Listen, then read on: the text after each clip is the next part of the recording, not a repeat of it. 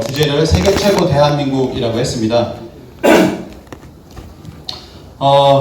영어를 보시면 아시겠지만 영어를 보시면 이제 World's Best and World's First라고 합니다. 세계 최고라고 하는 고자가요, 높을 고자, 최고라는 고자와 그리고 옛고자를 같은 뜻을 가지고 있다라고 저는 그렇게 봤습니다. 그래서 세계 최고라고 했고요. 그래서 오늘 한번 들어가 보도록 하겠습니다.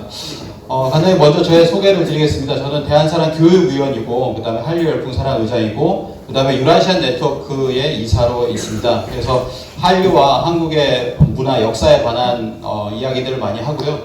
제가 이제 한류는 한 20년 정도가 됐습니다. 이제 커뮤니티는 저희 21만 명 정도 되는 커뮤니티를 운영하고 있는데, 한류가 10년째 됐을 때 문화부 장관상을 이제 탄 기억이 있고요.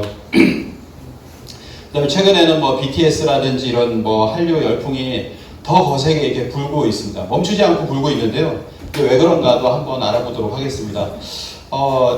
올해 초에 봄철에는 이제 4월, 5월에 이제 독일을 갔다 왔습니다. 독일 오스트리아 갔다 왔는데 한류 팬들이 있었어요. 그래서 BTS 팬들을 위해서 뭔가 이렇게 우리 문화를 소개하는 그런 것도 가졌고, 그 다음에 이제 크로아티아라고 그 옆 나라가 있습니다. 거기 보면은 한류 팬들, 여기 보시면은 한국 사람이 아무도 없어요. 다 외국인입니다. 그 외국인들이 이렇게 매달 한 200명씩 이렇게 모인다고 합니다.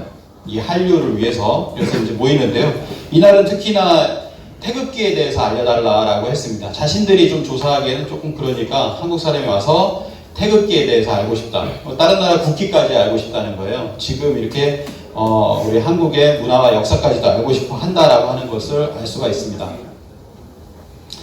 3.1운동 100주년이고 임시정부 100주년입니다. 그리고 최근에 보면 이제 9월 11일 통합임시정부, 여기는 이제 상해 임시정부고요. 그 다음에 통합임시정부 수립 100주년도 이렇게 지나가고 있습니다. 그래서 올해가 100주년인데 굉장히 뜻깊고, 그리고 세상 돌아가는 것도 보면 굉장히 이제 100년 전과 유사하다, 뭐 이런 생각도 많이 듭니다. 뭐 요즘에 역사 전쟁이라고 하잖아요. 특히 한일 역사 전쟁이 이제 불붙고 있는데요. 그래서 올해는 독립운동사, 뭐 이런 아마 대구에서도 많이 하셨으리라고 생각이 되는데 독립운동사에 관한 것들을 많이 했고요.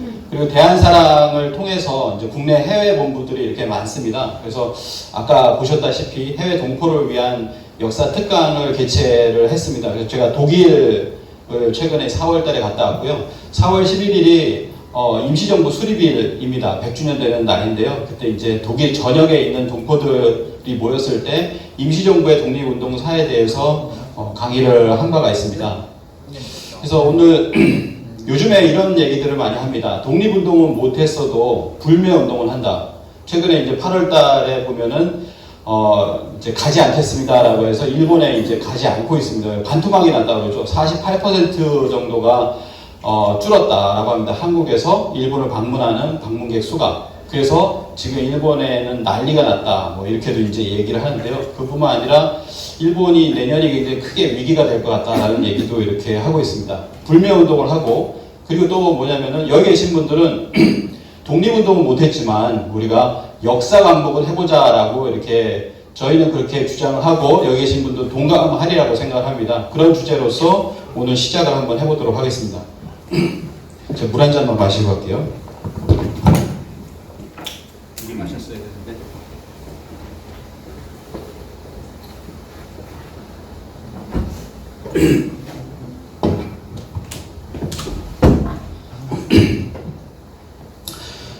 네, 세계 최고 하면은 지금은 한류를 떠올리시는 분들이 많습니다. 근데 한류의 분야는 지금 K-팝이나 드라마가 아니라요, 그거보다 더 많은 분야, 전 분야로 지금은 나아가고 있다라고 보시면 되겠습니다. 드라마 하나가 나가면 드라마 속에 한옥이 비추면 한옥에 대해서 관심이 있고, 저 사람들이 왜 앉아있지라고 하면서 온돌 문화에 관심을 가지기 시작을 합니다. 그리고 한복을 입으면 한복에 관심을 가지기 시작하고요. 그래서 드라마 하나가 파급 효과가 굉장히 큽니다. 그리고 K-팝 스타들이 나와가지고 그것이 단순히 그런 것이 아니라 거기에 이제 화장품도 나가고 K-팝의 그 스타들의 어떤 인품, 인성 이런 것까지도 이제 나가게 되는데요. 한 국가의 문화가 이토록 오래 크게 유행하는 것은 전례가 없는 현상이라고 합니다. 지금 뭐 인류가 나가는 것도 아니고 중류가 나가는 것도 아니거든요. 한류만이 지금 이렇게 지속적으로 끊어질 듯 하면서도 계속 쭉쭉쭉쭉 올라가고 있는 그런 현상을 보이고 있습니다. 뭐 국운이 상승한다 뭐 이런 말로 표현이 될까 모르겠습니다. 근데 고대로부터 우리는 한류가 있었다라는 것을 얘기를 합니다. 중국 고대 문헌에 보면은 한국인은 술 마시고 노래하며 춤추기를 좋아했다. 후한서에 보면, 중국 문헌에 보면 이렇게 나와요. 동이열전에 술 마시고 노래하기, 춤추기를 좋아했다. 왜 그러냐면 이거는 중국인들하고 다르기 때문에 이렇게 좀 신기하게 본 거거든요. 한국인은 밤에는 남녀가 떼지어 노래를 불렀다라고 합니다. 중국인은 그렇지 않았다는 얘기죠. 그래, 한국인은 밤낮 술자리를 베풀어 모여서 노래하고 춤췄다라고 얘기를 합니다. 놀기만 했느냐? 이 이전엔 바로 천재 문화가 있었죠. 천재를 지내고 나서 대동의 한마당을 열었던 것입니다. 그런 것도 이제 고구려 벽화나 이런 걸 보면은 잘 알 수가 있는 부분이 있고요. 영어로 써 있는데 세대를 거쳐서 우리가 이런 DNA가 있기 때문에 지금도 K-팝이 불고 있는 것 아니냐. 그 DNA라고 하는 것은 숨길 수가 없다라고 하는 겁니다. 그래서 오늘 세계 최고라고 하는 두 가지는 뭐냐면 세계 최초였었던 우리의 어떤 DNA가 유전이 돼서 지금 세계 최고가 되는 그런 모습들을 한번 융합을 한번 해서 오늘 볼 수 있도록 하면 좋겠습니다. 2011년에 지금으로부터 한 8년 정도 전인데요. 그때 우리나라가 굉장히 들끓었습니다. 왜냐면 유럽의 한류 팬들이 시위를 했어요. SM타운에서 K-팝 콘서트를 하루만 더 해달라고 하는 시위를 했습니다. 8년 전입니다. 지금하고 완전히 이제 상전벽해를 했죠. 그 다음에 2012년에 싸이의 강남스타일이 나오게 됐고, 그 다음에 거기서 이어서 2012년 싸이 강남스타일이 나올 때 누가 데뷔를 하냐면 바로 여기 나오는 BTS, 방탄소년단이 데뷔를 합니다. 그리고 지금 우리가 넘나들 수 없었던 빌보드 들어보셨죠? 빌보드. 미국의 음악 차트인데요. 이 빌보드라고 하는 것은 우리가 진짜 100위만 들어도 그냥 깜짝깜짝 놀랐습니다. 근데 방탄소년단이 빌보드의 1위를 작년인가 했죠. 그리고 나서 3번을 1위를 했습니다. 한 번이 아니라 앨범을 낼 때마다 1위를 하는 거예요. 그래서 이거를 올림픽 금메달이다, 월드컵 4강에 견줄만 하다, 이렇게까지도 이렇게 얘기를 했습니다. 아까 말씀드렸듯이 빌보드 1위를 또 2번 하고, 그리고 3번째 이렇게 하게 됩니다. 한국 가수로서 또 2관왕을 하게 됩니다. 2관왕을 하게 되는 그런 상황이 올해 벌어지고, 그래서 뭐라고 하냐면은 많은 사람들이 3년 전에도 이런 얘기를 했었어요. BTS는 비틀즈, 영국의 비틀즈가 다시 환생한 것 같다. 비틀즈와 비견할 만하다라고 하니까 우리 네티즌, 우리 팬들조차 그것까지는 아니야 라고 얘기를 했었는데, 지금은 무슨 얘기를 하냐면은 BTS가 비틀즈를 넘어섰다라고 하는 얘기를 합니다. 55년 만에 영국에서 미국으로 비틀즈가 왔을 때 그걸 침공이라고, 문화 침공이라고까지 표현했었는데 55년 만에 BTS가 미국으로 갔습니다. 근데 그들은 영국에서 미국으로 간 것은 뭐냐면 같은 영어권이에요. 영어권입니다. 근데 한국어를 가지고서, 한국어로 된 가사를 가지고서 미국을 55년 만에 가서 1년 새에 빌보드 차트를 1위를 3번 했거든요. 그런 현상이 지금 벌어지고 있다. 비틀즈보다 대단하다, 세계를 정복했다라고 합니다. 이게 한 가수가 그냥 정복한 것이 아니라 그 뒤를 따라서 K-팝들이 전부 나가는 어떤 길을 갖다가 확 열어놓은 것이죠. 그래서 이 한류는 지금 탄탄대로고, 전 세계 사람들은 한류를 정말 열풍을 불고 있다는 거죠. 최근에 이제 내년 10월 달에 사우디에서 콘서트를 합니다. 이슬람 국가죠. 여기서 콘서트를 한 동양인, 한국인은 없습니다. 전무합니다. 근데 그 콘서트도 거의 5만 명 이상이 되는 스테디움 콘서트를 해요. 그래서 이런 것이 지금 뭔가 세상의 문화조차도 이렇게 바꾸고 있다. 유명한 학생인 타너 스님께서 이런 얘기도 하셨습니다. 한국의 젊은이들이 갈수록 예뻐지는데 이들이 세계적으로 이름을 떨칠 때 국운이 상승하고 한국이 세계의 중심국가가 될 것이다. 이 얘기를 언제 하시냐면 80년대 초반, 70년대 하셨잖아요. 그때 당시는 상상을 전혀 못한 겁니다. 근데 지금 한국의 젊은이들이 세계의 이름을 떨치고 있다. 그때 국운이 상승하고 세계 중심국가가 될 거라는 것이 현실화가 돼서 참 놀랍다라고 하는 생각이 듭니다. 그래서 이제 한국까지 좋아하는 사람들이, 한국의 문화까지도 좋아하는 사람들이 늘어나고 있다는 거죠. 그래서 이 한류 팬클럽이라고 하는 것은 K-팝 드라마, 우리들의 어떤 팬이 되어서 어디 가입한 사람들을 다 조사를 해본 겁니다. 대사관에서 조사를 해요. 보니까 작년에 거의 9천만 명이다, 이렇게 이야기를 합니다. 근데 지금쯤이면 1억을 넘어섰습니다. 한류 팬 1억 명 시대. 전 세계가 75억이다. 그 중에 1억이 한류팬이에요. 대단하지 않습니까? 1억 명이 한류팬이고 이것도 1년에 1,500만 명에서 2,000만 명이 늘어갑니다. 계속 늘어가고 있거든요. 그래서 1억 명인 시대에 도달했고 한국어를 공부하는 사람들이 210만 명을 돌파를 했습니다. 한국어 능력시험 응시하지 않은 공부하는 사람들도 있겠죠. 그래서 210만 명을 돌파를 하고요. 그리고 한국을 공부해 보겠다라고 하는 한국학 강좌가 105개국에 생겼습니다. 이게 10년 전만 하더라도요, 55개국이었어요. 2배로 뻥튀기가 됐습니다. 2배가 돼서 105개국으로 이렇게 늘어났습니다. 세종학당이라고 해서 한국어를 가르치고 한국 문화를 가르쳐야 이 세종학당으로 승인을 해주거든요. 근데 전 세계 60개국에 180개가 되었다라고 합니다. 이게 처음에 10여 년 전에는 아예 없었어요. 근데 지금은 60개국에 180개. 중국은 뭐가 있습니까? 공자학원이라고 하는 것이 있습니다. 전 세계 138개국에 525곳이 있습니다. 중국이 워낙 크니까 이 정도 있을 수 있겠죠. 근데 중국은 공자학원이 퇴출당하고 있습니다. 공산주의 전파, 어디서 이제 당의 어떤 지령을 받고 이런 이야기를 하면서 미국이나 유럽에서 퇴출당하고 있습니다. 우리는 자연스럽게 세종학당이 늘어가고 있는 것이죠. 그게 이제 좀 틀린 겁니다. 그래서 한류 열풍이 한국어에 관한 열풍으로 불고 한국의 역사와 문화까지도 이렇게 알려고 한다라고 하는 것이죠. 한류에 아니면 K-팝이나 K-드라마에 관심이 있다고 하더라도 나중에 이렇게 한국 역사에도 관심이 생기고 문화까지도 관심이 생기는 것 같아서 저는 그것도 아주 좋은 것이라고 생각합니다. 네, 조안나 엠핑 황 교수의 괴테대학인데요. 제가 독일에 갔을 때 만나보려고 했었는데 이번에 만나지는 못했습니다.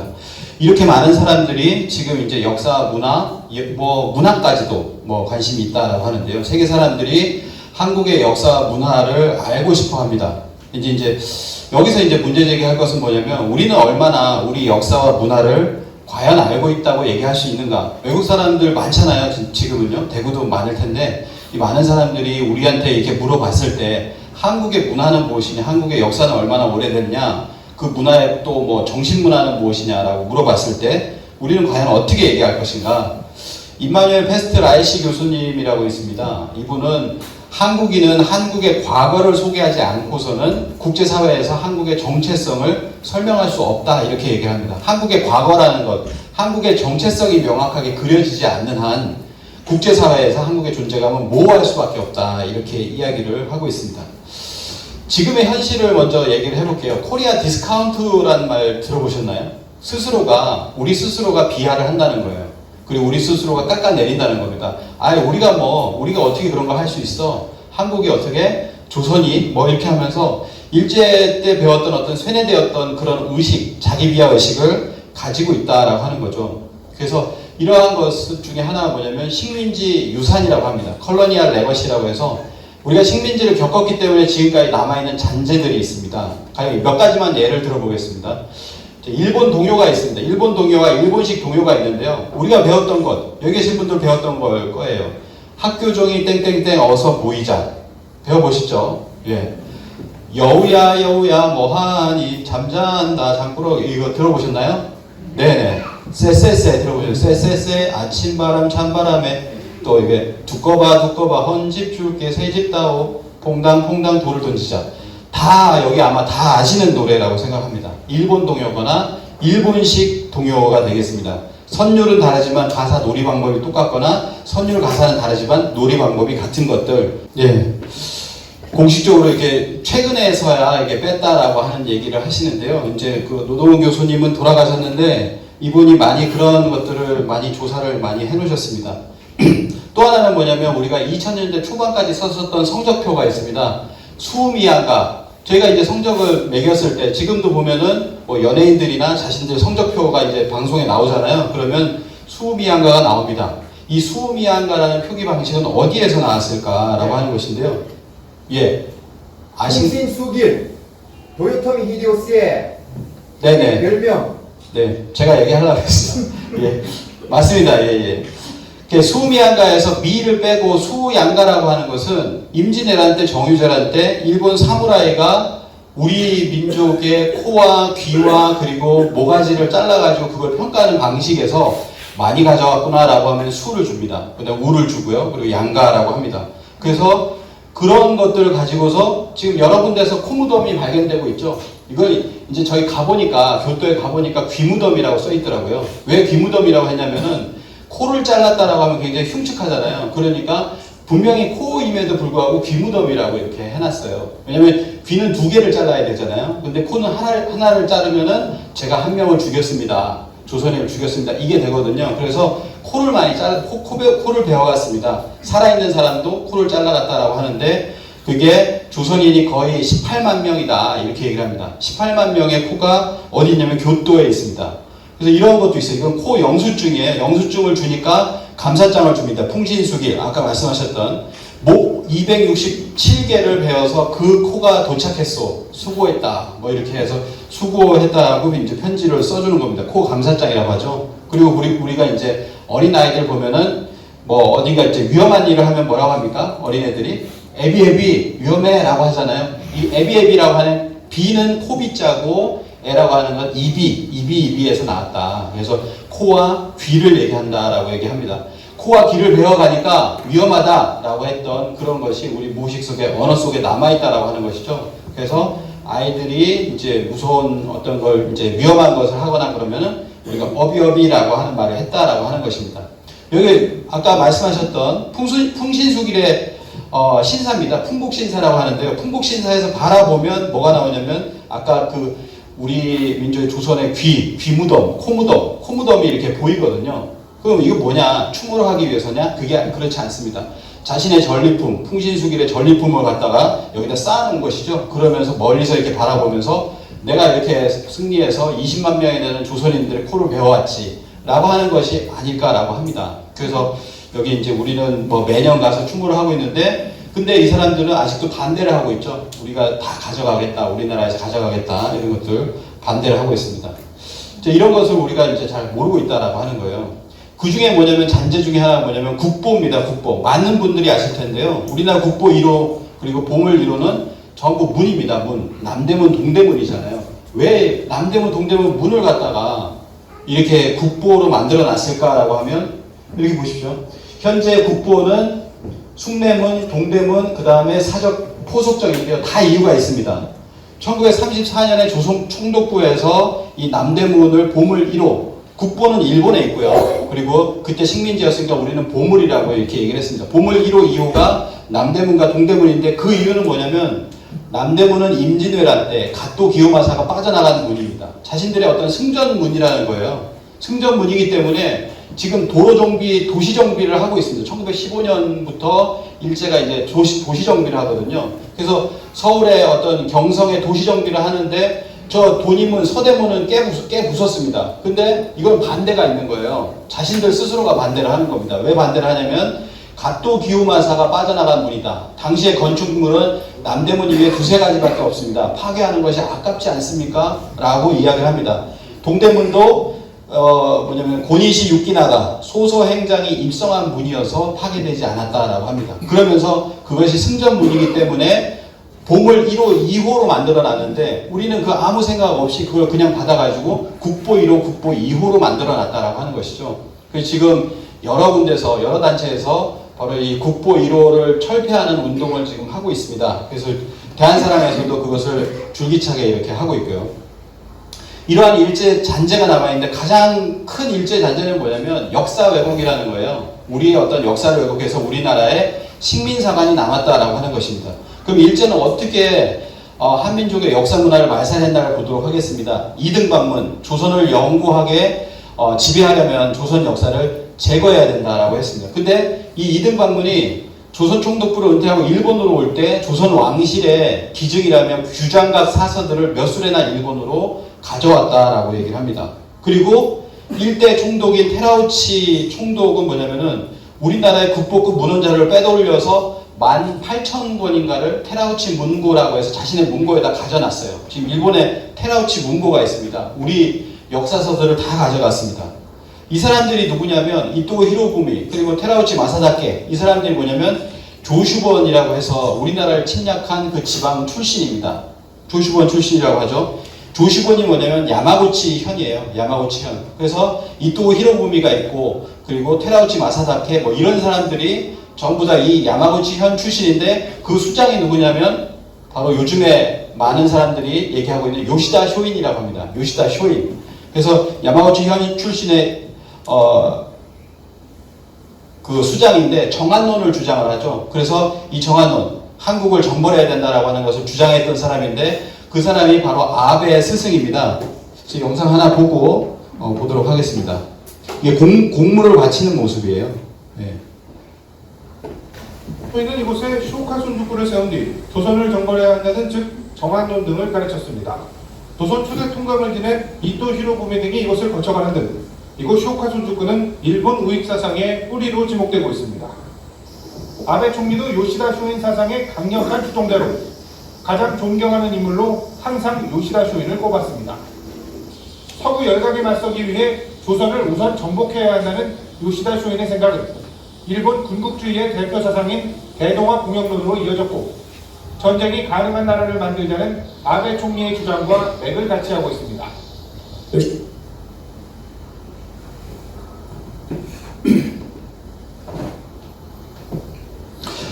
그래서 다시 넘어가서 뭐 일제 때 보면은 일제 강점기가 되면서 바로 1년 6개월 만에 사서 20여만 권을 압수해서 불태웠다라고 합니다. 그러면서 일본이 공표한 것은 뭐냐면 51종이다라고 해서 뭐 전혀 드러나지 않겠는데요. 이걸 가지고서 우리 학교에서 20만 권이 51종인데 봐라 여기 사서가 어딨냐 역사서가 어딨냐 이런 얘기를 하는데요. 여기 보면은 다 알 수가 있습니다. 여기 보시면 네다니엘 페퍼라고 하는 그 미국 기자가 있습니다. 이 사람이 1919년에서 20년에 그때 쓴 겁니다. 보시면 이렇게 나옵니다. 한국의 역사는 절대 언급이다. 독립운동의 실상을 적은 거죠. 한국의 역사는 절대 언급이고 일본인은 즉시 한국의 국사는 전부 압수하여 불태워버렸다라고 합니다. 이렇게 증언이 있잖아요. 근데 우리 학계에서는 지금도 그것이 그렇게 이루어지지 않았다라고 얘기를 하죠. 한국의 국사는 전부 압수하여 불태워버렸다. 철저히 수색하여 폐기시켜버렸다. 한국의 국사는 가지고만 있어도 범죄가 되더라라고 이렇게 이야기를 합니다. 그리고 조선사 편수의 핵심 중에 한 구로이타라고 하는 고문이 있는데요. 이 사람이 1923년에 대마도를 방문합니다. 대마도에 사료 탐방을 해서 관계가 있는 66,469매, 고기록료 3,576책 이런 것들을 은폐 또는 분사했다라고 합니다. 이 대마도라고 하는 것은 이 작은 섬인데요. 이 섬에만 하더라도 고문 서류가 66,000매가 있었다라고 하는 거예요. 그러면 한반도 전체 그리고 만주지방까지 얼마나 많은 사서들을 강탈을 해갔겠는가라고 하는 것을 알 수가 있습니다. 또 하나 알 수가 있는 것은 이것을 조사하는 일본인 교수가 있습니다. 이 교수가 뭐라고 하냐면은 일본 전역에 약 3,000종의 5만여 권의 한국 고대 사서가 있더라. 네. 한국 고대 사서가 있다 이런 얘기를 했거든요. 이런 얘기를 했습니다. 근데 이것이 어디냐면 4군데를 조사했다라고 얘기를 하거든요. 다 조사한 게 아닙니다. 근데 5만여 권이 있고 거의 3,000종이 있어요. 이런 얘기를 했습니다. 그리고 우리나라의 박상국 한국문화유산연구원장은 일본 국내청 서른구에 한국 도서가 얼마나 있는지 진짜 규모는 아무도 모른다 이렇게 얘기를 했습니다. 진짜 규모를 왜 모르냐면 그들이 목록을 갖다가 공개하지 않았기 때문입니다. 공개하지 않은 것들이 굉장히 많다는 거죠. 이게 일본 국내청 서른구입니다. 서른구이고요. 이게 어디냐면 동경 근처에 있습니다. 그리고 나라 근처에 보면은 정창원이 있죠. 그러니까 정창원과 그리고 서른구에 보면은 우리 문화재와 우리 역사서들이 고스란히 담겨 있다. 그래서 작년에 이제 국회에서 이렇게 조사를 했습니다. 자, 여기 보시면 여기가 서른구가 있는 동경 근처이고요. 그 다음에 나라 지방의 정창원 이런 곳에 우리의 역사서들이 우리의 문화재들을 가지고 있다라고 하는 것이죠. 네, 이런 것을 볼 수가 있습니다. 그러니까 우리나라에서 우리나라 역사를 조작하기 위해서 먼저 우리 역사들을 전부 다 뭐 단군 조선인이 그 이전의 역사를 다루었을 수 있는 가능성이 있는 사서들을 전부 다 일본으로 가져가거나 또는 불태워버렸다는 겁니다. 그리고 나서 우리나라의 역사를 조작하기 시작합니다. 일본혼을 심어줘야 된다. 영구적이고 근본적인 사업은 바로 역사 연구다. 이렇게 이야기를 하고요. 조선 사람들로 하여금 자신의 역사와 전통을 알지 못하게 만들어야 된다라고 3대 총독이 이렇게 이야기를 했습니다. 민족혼과 민족문화를 잃게 하고 조선인의 조상과 선인들이 무의하다, 무능하다, 악행을 저질렀다 이런 가르침을 가르쳐서 조선 청소년들이 자신의 아버지와 조상을 멸시하도록 만들어야 된다. 그리고 나서 일본의 역사를 투입시키면 조선인을 반일본인으로 만들 것이다 라고 하는 이야기를 합니다.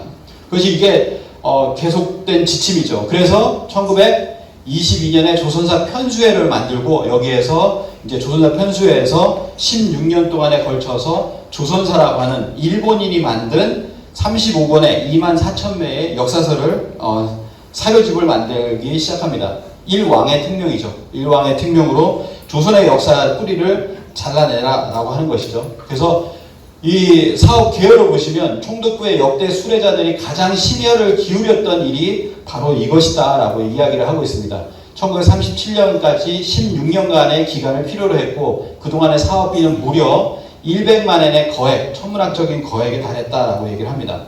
이 조선사 편수회의 위원장은 누구냐면 조선 총독부예요. 그래서 우리가 이제 조선사 편수회 사관이라고 하면 그걸 조선 총독부 사관이라고 이야기를 합니다. 식민사관을. 왜냐하면 그 위원장, 그 지위를 어디서 받았냐면 기관에서, 조선 총독부에서 지위를 받았다라고 하는 것이죠. 그래서 이런 식민사학을 밝혀내는 카사넬리라고 하는 학자는 이렇게 얘기합니다.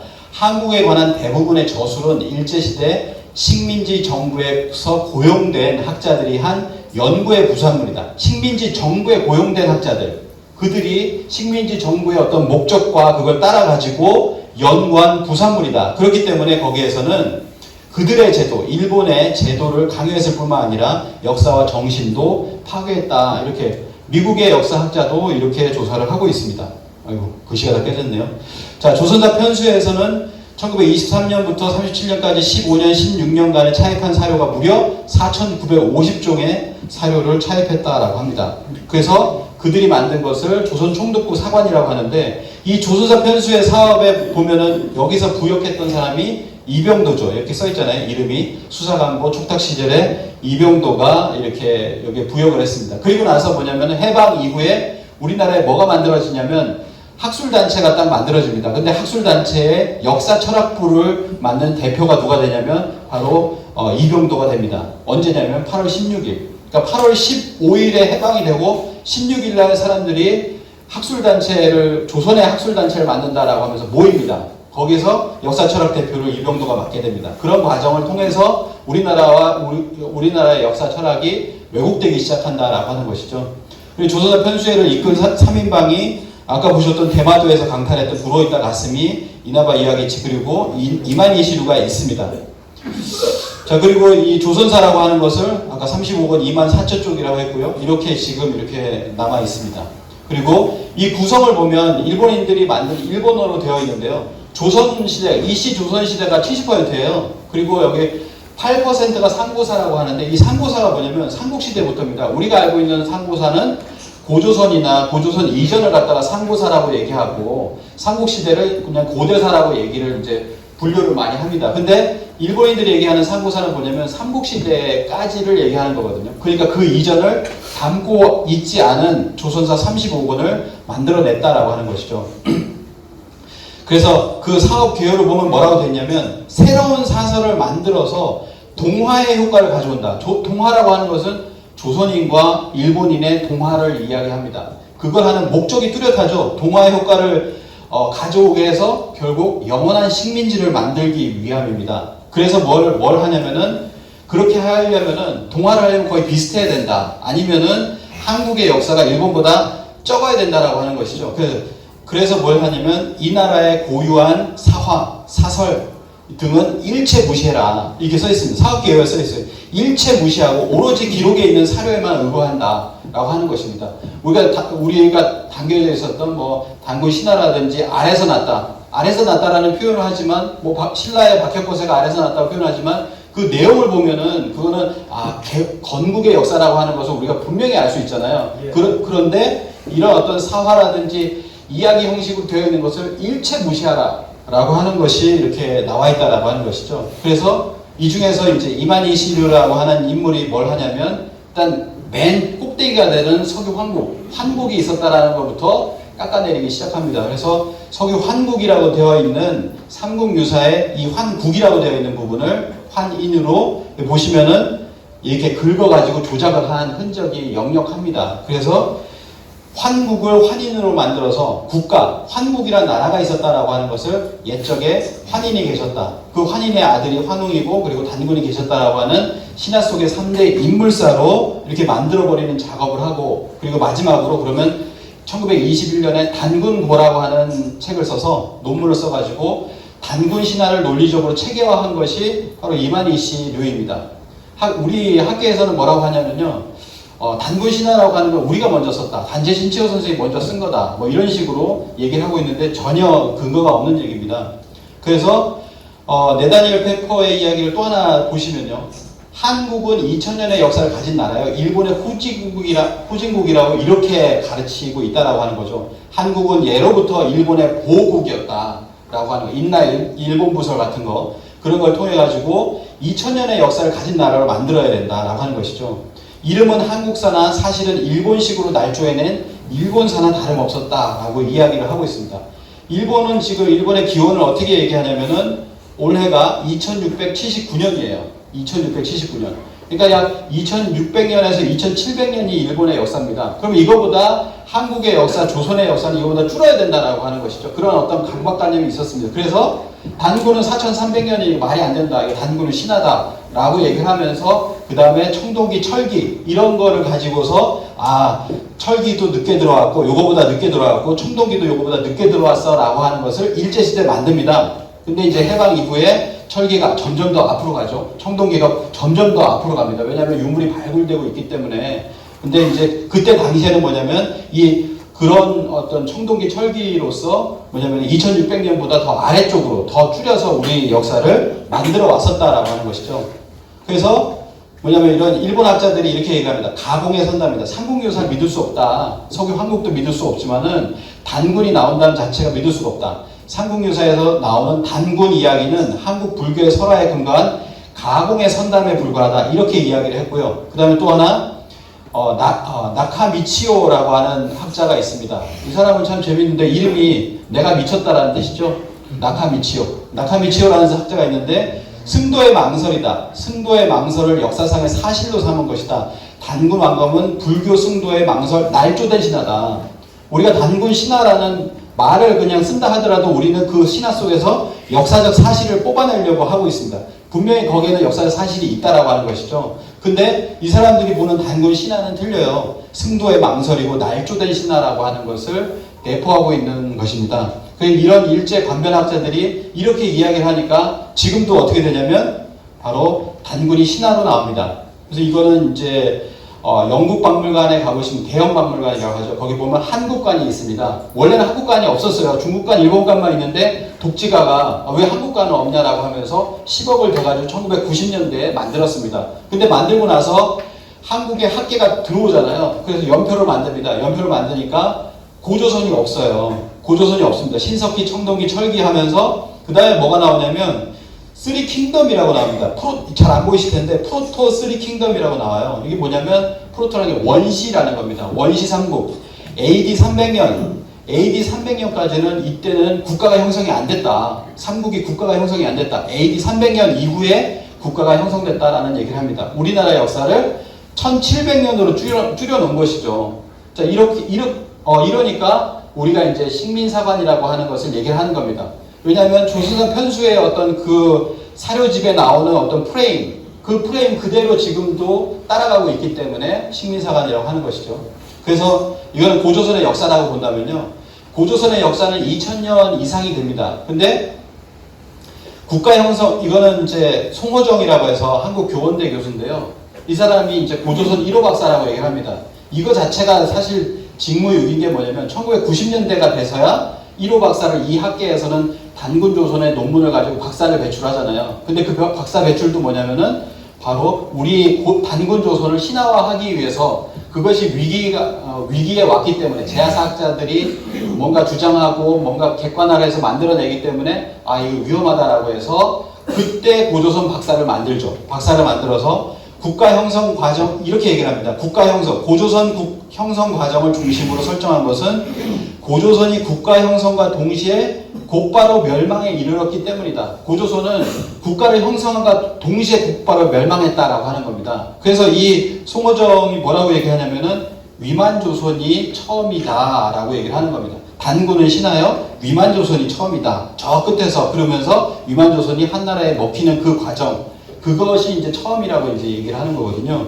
그러니까 그런 걸 통해서만, 그러니까 이제 한국학을 40년 했다, 30년 했다라고 하는 미국의 학자들도 똑같이 얘기를 하는 거예요. 이 사람은 뭐라고 얘기하냐면, 한국학을 하는 학자인데요. UCLA인가 학자입니다. 그래서, 당신네 한국 사람들은 반만년이라고 알고 있는데 그건 잘못 알고 있다고. 이렇게 이야기를 해요. 그러면서 뭐라고 얘기하냐면은, 한국의 역사는 기원전 1세기 혹은 기원 후 1세기다. 기원전 1세기. 우리나라의 역사는 2100년이거나 아니면 1900년이다. 라고 하는 얘기를 이렇게 하고 있거든요. 버젓이 전 세계에 다 되고 유튜브에 이렇게 올려놨습니다. 이런 식으로 해서 우리 한국학을 가르치는 사람들조차 다 거기에 물들어 있기 때문에 우리 역사가 제대로 전 세계에 알려질 리가 없다라고 하는 것이죠. 그러면서 뭐냐면 한나라 시대 고조선을 멸망시키고 이런 지도가 나옵니다. 우리나라 역사는요, 우리나라 국사교과서는 아시겠지만 지도를 안 넣습니다. 문장으로만 표기했기 때문에 학생들이 다 모르고 졸업을 해요. 근데 실제로 한 다이너스티, 한나라의 역사를 보면은 다 이렇게 되어 있어요. 한반도를 전부 다.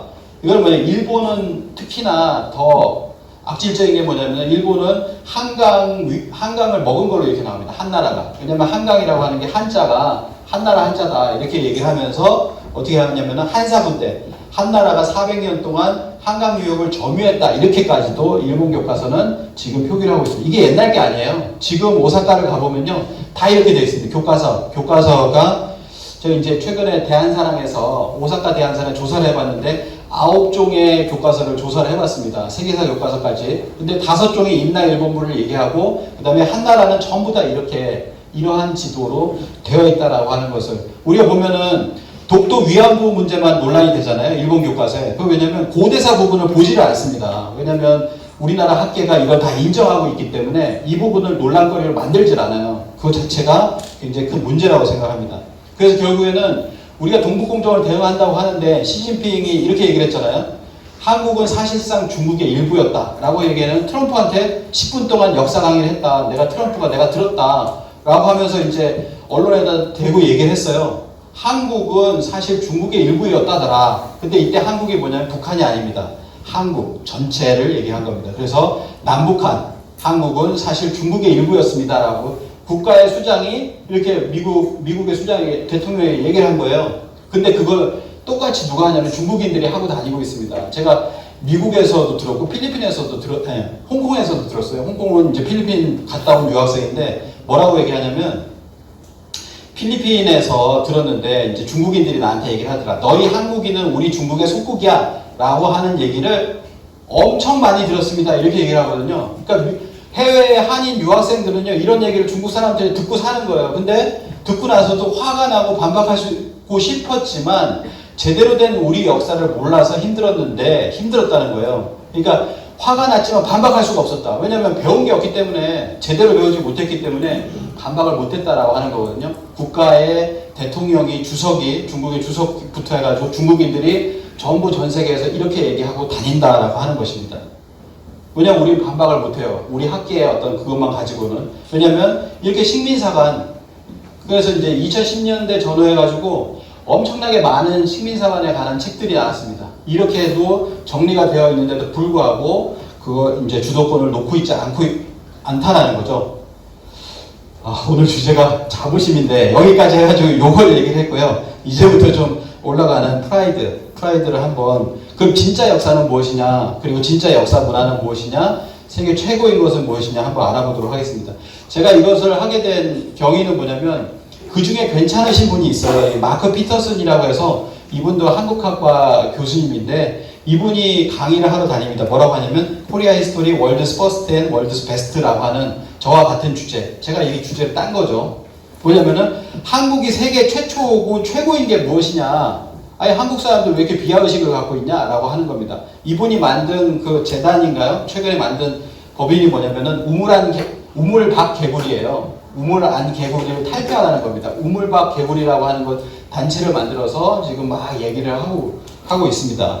그래서 우리의 역사를 바로 알아야 된다. 이분은 또 시조도 연구를 하는데, 아니 시조가 일본의 하이쿠보다 나쁜 게 뭐가 있냐 이런 식으로 이제 얘기를 하시는 거죠. 그래서 시조가 이렇게 정작 본고장 한국에서는 시조를 옛 것으로 치부하는 것이 정말 안타깝다 이렇게 얘기를 합니다.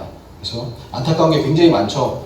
그래서 세계 최고 옛고자 그리고 세계 최고인 것을 한번 알아보도록 하겠습니다. 자, 먼저 이제 한강의 기적이죠. 이런 말을 다 붙이지 않습니다. 우리나라는 정말 이게 두세 대 만에 이렇게 엄청나게 이게 기적을 했는데요. 이렇게 얘기를 합니다. 임마누엘 페스트 라이시 교수님은 한국처럼 극적으로 국가 위상을 높인 나라는 찾기 어렵다. 1960년대요. 우리나라 이제 박정희 대통령이 1960년대인가 필리핀을 가서 수모를 당했잖아요. 그때 당시 우리나라가 가난했습니다. 우리나라가 굉장히 수모와 치욕을 당한 어떤 외교적인 그런 일들이 있어요. 자세히는 말씀을 못 드리는데 그때에서 20년이 지나서 필리핀을 돌파했고 지금 필리핀을 가보면 후진국입니다. 지금도 후진국이에요. 그걸 극적으로 발전시킨 나라가 드뭅니다. 그래서 저개발 국가에서 후진국에서 선진국으로 대입한 유일한 나라다 이렇게 얘기를 합니다. 우리나라를 개발도상국이 아닙니다. 아직도 개발도상국을 아시는 분이 계신데 우리나라는 선진국입니다. 많은 곳에서 많은 단체에서 선진국으로 이렇게 분류를 하고 있습니다. 선진국이라는 거죠. 그래서 수출 7위, 무역 규모 9위, 그 다음에 무역 정보통신 분야에서 흑자 1위, 1위에서 2위 왔다 갔다 합니다. 전력 생산량 12위, 9위, 1인당 GDP 29위, 국민소득 28,000달러 이렇게 얘기를 했는데 지금 3만 달러를 돌파했잖아요. 작년에 1인당 국민소득 3만 달러를 돌파를 했습니다. 국민소득 3만 달러를 진입한 보통 선진국 관문을 통과한 것으로 본다. 이렇게 이야기를 하고요. 국가 브랜드를 봤을 때 10위예요. 그러니까 10위 언저리에서 다 모든 대부분이 국가 브랜드가 됐던 경제가 됐던 군사적이 됐던 간에 전부 10위 안쪽으로 이렇게 보시면 되겠습니다. 그리고 한국 사람들 한국 여권이 있어요. 전 세계 187개국을 무비자로 다닐 수가 있습니다. 이런 나라가 전 세계 몇 안 됩니다. 일본, 그 다음에 싱가포르, 우리나라 정도입니다. 그래서 187개국을 이렇게 다닐 수 있는데 북한은 몇 나라나 다닐 수 있을까요? 북한은 30개국밖에 못 다닙니다. 이렇게 무비자로. 이제 평창올림픽, 평창 동계올림픽을 했는데 동계올림픽과 하계올림픽, 그 다음에 월드컵, 그 다음에 육상선수권 대회를 치른 나라는 전 세계에 6개 나라밖에 없습니다. 그리고 우리나라 88올림픽을 보시면 80년대 모스크바는 또 한쪽 서방이 또 불참했잖아요. 그 다음에 84년 LA올림픽은 또 공산 진영에서 불참을 했는데 88년에 모두가 참여를 했잖아요. 그래서 88년에 이제 평화의 전 세계의 어떤 평화에 기여했다 이렇게 얘기를 합니다. 그리고 나서 베를린 장벽이 붕괴가 되죠. 89년에 베를린 장벽이 이렇게 붕괴가 되는 상황이 일어나게 되는데 물론 그거는 체르노빌 원전 사건이 있습니다. 1986년에 체르노빌 원전 사고가 일어나고 나서 여기에다가 천문학적인 액수를 갖다가 소련이 투입함으로 해가지고 소련이 무너집니다. 사실은 이런 걸로 이렇게 무너지게 되는데 결정적 계기는 뭐냐면 88 올림픽이다. 거기에 참여해 보니까 이 나라가 옛날에 가난했던 나라인데 이렇게까지 올랐어라고 하면서 사람들이 눈을 뜨기 시작했다라는 이야기를 하고 있습니다. 몇 가지 말씀드리고요. 가장 중요한 게 뭐냐면 우리나라는 디지털 혁명의 선도 국가입니다. 선도 국가.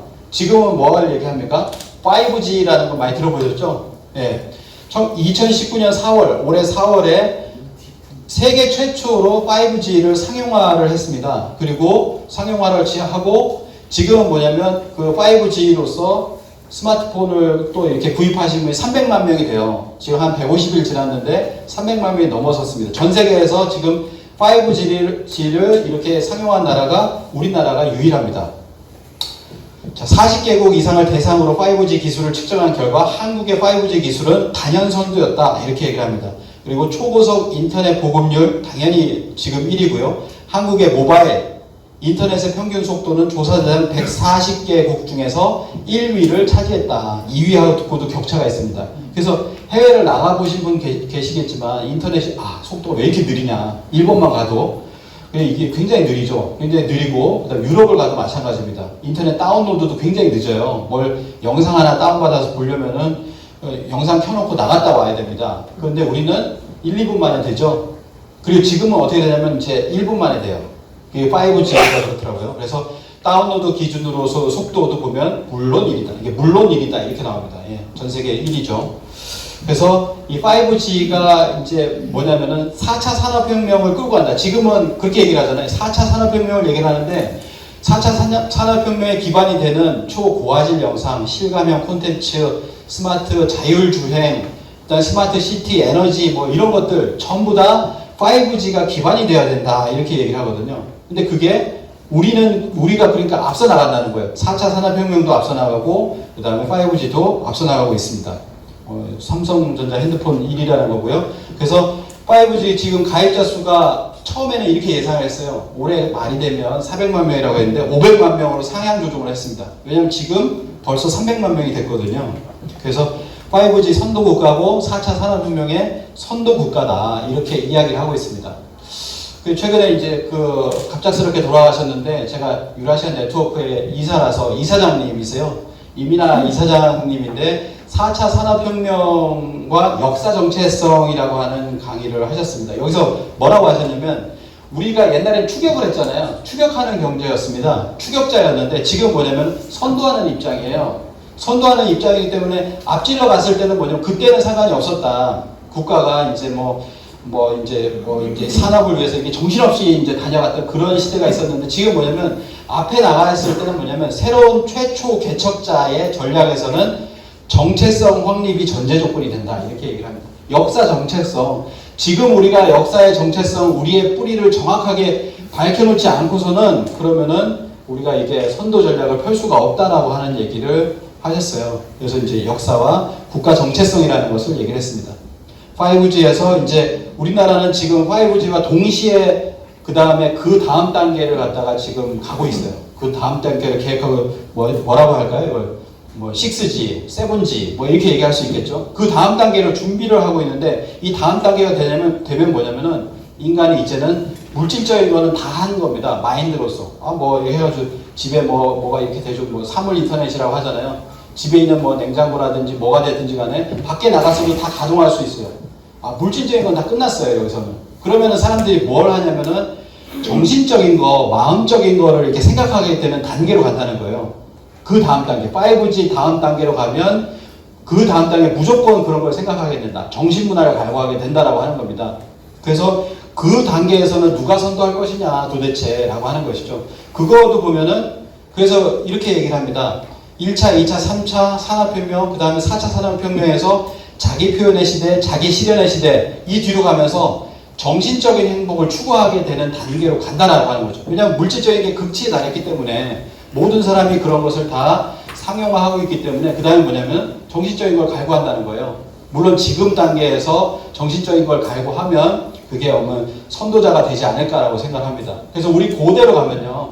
우리 고대에 있어서 가장 정신적인 걸 갈구했었던 민족이 바로 한민족이에요. 여기는 이제 배우셨던 이제 홍산문화, 요하문명의 중심지인 우하량이라고 하는 곳입니다. 요선지방의 우하량이라고 하는 곳인데요. 여기 보시면은 우리가 잘 알고 있는 우하량의 1지점, 2지점이 있고요. 여기 위로 올라가면은 여기 보면은 우하량의 여신묘가 있습니다. 전력이 좀 딸리네요. 5G 시대. 예. 그래서 우하량의 박물관을 가보시면은 곰토템입니다. 곰토템과 함께 여성이 한 명이 딱 이렇게 가부좌를 틀고 수행하고 있는 모습으로 그려놨어요. 우하량 박물관. 중국 사람들이 그려놓은 거예요. 근데 중국에는 이런 기록이 없습니다. 문헌상. 뭐냐면 곰토템 부족의 여성이 수행을 하고 있다. 그래서 인간 완성을 꿈꾼다라고 하는 기록은 단군에 관한 삼국유사와 환단고기에 나오는 이 기록이 유일하다. 세계에서 유일하죠. 당연히 이 지역에 관해서. 그래서 이것은 우리 문화일 수밖에 없는데 수행을 하고 있잖아요. 이런 문화를 예로부터 우리는 갖고 있었다라고 하는 겁니다. 반가부좌하고 있는 여신상, 신교 문화의 원형 수행 모습을 이렇게 보여주고 있는 것인데요. 수행 모습을 보여주고 있고 또 다른 지점으로 가보겠습니다. 이 지점으로 가보면 이런 것이 나와요. 이런 것이 조금만 내려가면요. 그럼 이건 뭐냐면은 제3의 눈이에요. 제3의 눈이 뚫려 있습니다. 눈이 있고 그리고 중간에 제3의 눈이 이렇게 나와 있거든요. 보시면은 이것은 어디랑 똑같냐면 캄보디아에 나와 있는 부처상인가요? 여기 보면은 여기 중간에 여기 잘 안 보이실 텐데 뚫려 있습니다. 이렇게 쫙 째져 있거든요. 이건 뭐냐면은 제3의 눈을 갈고 닦아야 됐다라고 하는 영성 문화를 구가했던 모습을 아까 여신상에서도 볼 수가 있고, 그리고 다른 지점에서도 이 제3의 눈을 볼 수가 있어요. 또 하나는 뭐냐면은 여기가 여신상 발굴 지역입니다. 여기가 우리나라죠. 여신상 발굴 지역이고, 그 위에 올라가면 흑룡화 지역에 보면 도서 남신상이 있습니다. 남신상. 두 손을 마주 잡고 5,300년 전에 주문을 외고 있는 듯한 그런 모습을 하고 있는 동상이 나왔습니다. 깜짝 놀랐죠. 근데 이것도 중국에서는 해석이 안 됩니다. 이 지역에서 이 시간대에 주문을 외고 있다? 자, 확대를 해보면 이렇게 주문을 외고 있는 모습입니다. 중국에서는 이게 해석이 안 되기 때문에 뭐라고 하냐면 휘파람을 불고 있다. 이렇게 이야기를 하고 있습니다. 예, 휘파람을 불고 있죠. 예. 어떻게 보면 휘파람을 불러도요, 잘 보시면 아시겠지만 우리 무속에서 보면 휘파람 부르는 게 영혼을 부르는 거예요. 또 심적인 모습입니다. 근데 이것이 기록이 있잖아요. 삼국유사에 보면은 그 여성, 웅녀는 주원유잉이라고 하죠. 주문을 외워서 원했다. 무엇을 원했냐면 임신하기를 원했다라고 하는 겁니다. 이게 나와 있잖아요. 삼국유사에 이렇게 나와 있어요. 분명히 주문을 외웠다고 나오고, 삼성기 상해, 환단곡의 삼성기 상해 보면은 주문을 외워서 그 공덕이 있기를 바랬다라고 하는 그 기록이 분명히 남아있거든요. 그러니까 주문을 외우는 것이 나왔다. 우리는 문헌이 있다. 그리고 지역이 우리가 살던 그 만리장성 바깥의 지역이다. 거기에서 과거 5,000년, 6,000년 전에 영성문화, 정신문화를 구가했던 그 흔적이 나온 겁니다. 이러한 어떤 DNA를 가지고 있기 때문에 지금은 수행을 안 하고 명상을 안 하고 요가를 안 하고 하지만은 우리는 그것이 이제 배어 있어요. 그렇기 때문에 수행을 하시면 누구든 제3의 눈이 금방 열리죠. 그래서 근현대에서 뭐가 등장하냐면 동학이 등장을 합니다. 우리가 동학이 주문을 외는 그런 곳이었다라고는 잘 모르고 있어요. 근데 동학은 1860년에 창도가 되면서 그때 동학 때 그 수은 최재호 선생 앞에 나타났던 그 한울님, 상대님이 뭐라고 얘기하냐면은 주문을 받아서 사람을 가르쳐라. 나의 주문을 받아라 라고 하거든요. 그러면서 시천주 주문이라고 하는 동학의 주문을 내려주셨습니다. 그래가지고 이제 수은 최재호 선생 이하 많은 사람들이 이 주문을 이렇게 외웠거든요. 우리가 최근에 그 녹두꽃이라는 드라마를 한번 보신 분들이 있을 텐데요. 거기 보면 동학 드라마 최초로 주문을 외웁니다. 네, 동학 녹두꽃 드라마였는데요. 이 드라마에서는 이런 주문을 외는 모습들이 이렇게 많이 등장을 하고 있습니다. 그래서 5G에서 6, 7으로 이렇게 갈 때 그때는 분명히 사람들이 정신문화를 갈구하고 제3의 눈을 트이려고 하는 그런 노력으로 가게 된다라고 하는 것을 알 수가 있습니다. 그것을 미리 한다면 그건 선도하는 사람들, 뭔가 앞서 나가는 사람들이 되지 않을까라고 생각합니다. 자, 또 하나는 뭐냐면 이게 엘고가 2005년에 우리나라를 오면서 이렇게 얘기를 했습니다. 엘고 부통령이죠. 그때 당시에 부통령인데요. 한국에서 일어나고 있는 디지털 혁명은 그때도 이제 디지털 혁명이었죠. 역사적으로 보면 두 번째다 이런 얘기를 했습니다. 그래서 우리나라 사람들이 깜짝 놀랐죠. 두 번째라니 그럼 첫 번째는 뭐냐. 근데 첫 번째에 대해서 이 사람이 뭔가를 얘기를 했습니다. 그게 뭐냐면 바로 세계 최초의 금속활자 인쇄술에 관해서 이 인쇄술이 최초였다. 이 인쇄술이 인류 문명을 바꿔놨다. 그리고 디지털 혁명으로 지금 전 세계 인류를 다시 한번 바꾸려고 한다라고 하는 이야기를 했습니다.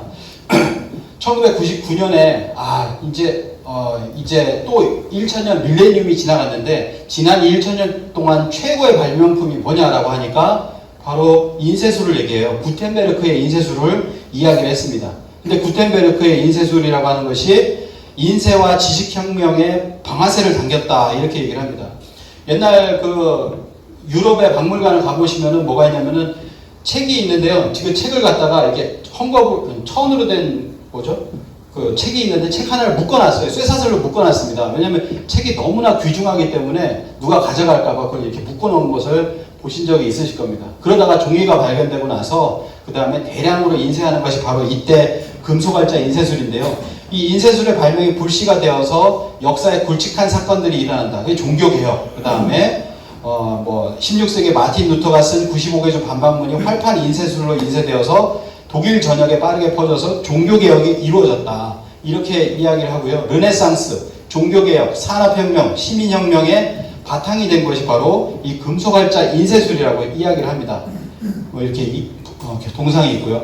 이 구텐베르크의 고향이 어디냐면 독일의 마인츠라고 하는 곳입니다. 이 마인츠에 보면 구텐베르크 박물관이 있어요. 그 박물관에 가보니까 독일도 있는데 일본도 있고 옆에 보면 한국이 있습니다. 한국. 여기 한국이에요. 한국의 인쇄 모습을 갖다가 이렇게 해놨는데 여기 보시면 여기 써 있습니다. 여기 조그맣게 뭐라고 써 있냐면 사람들이 가서 볼 수 없게 만들어 놓긴 했어요.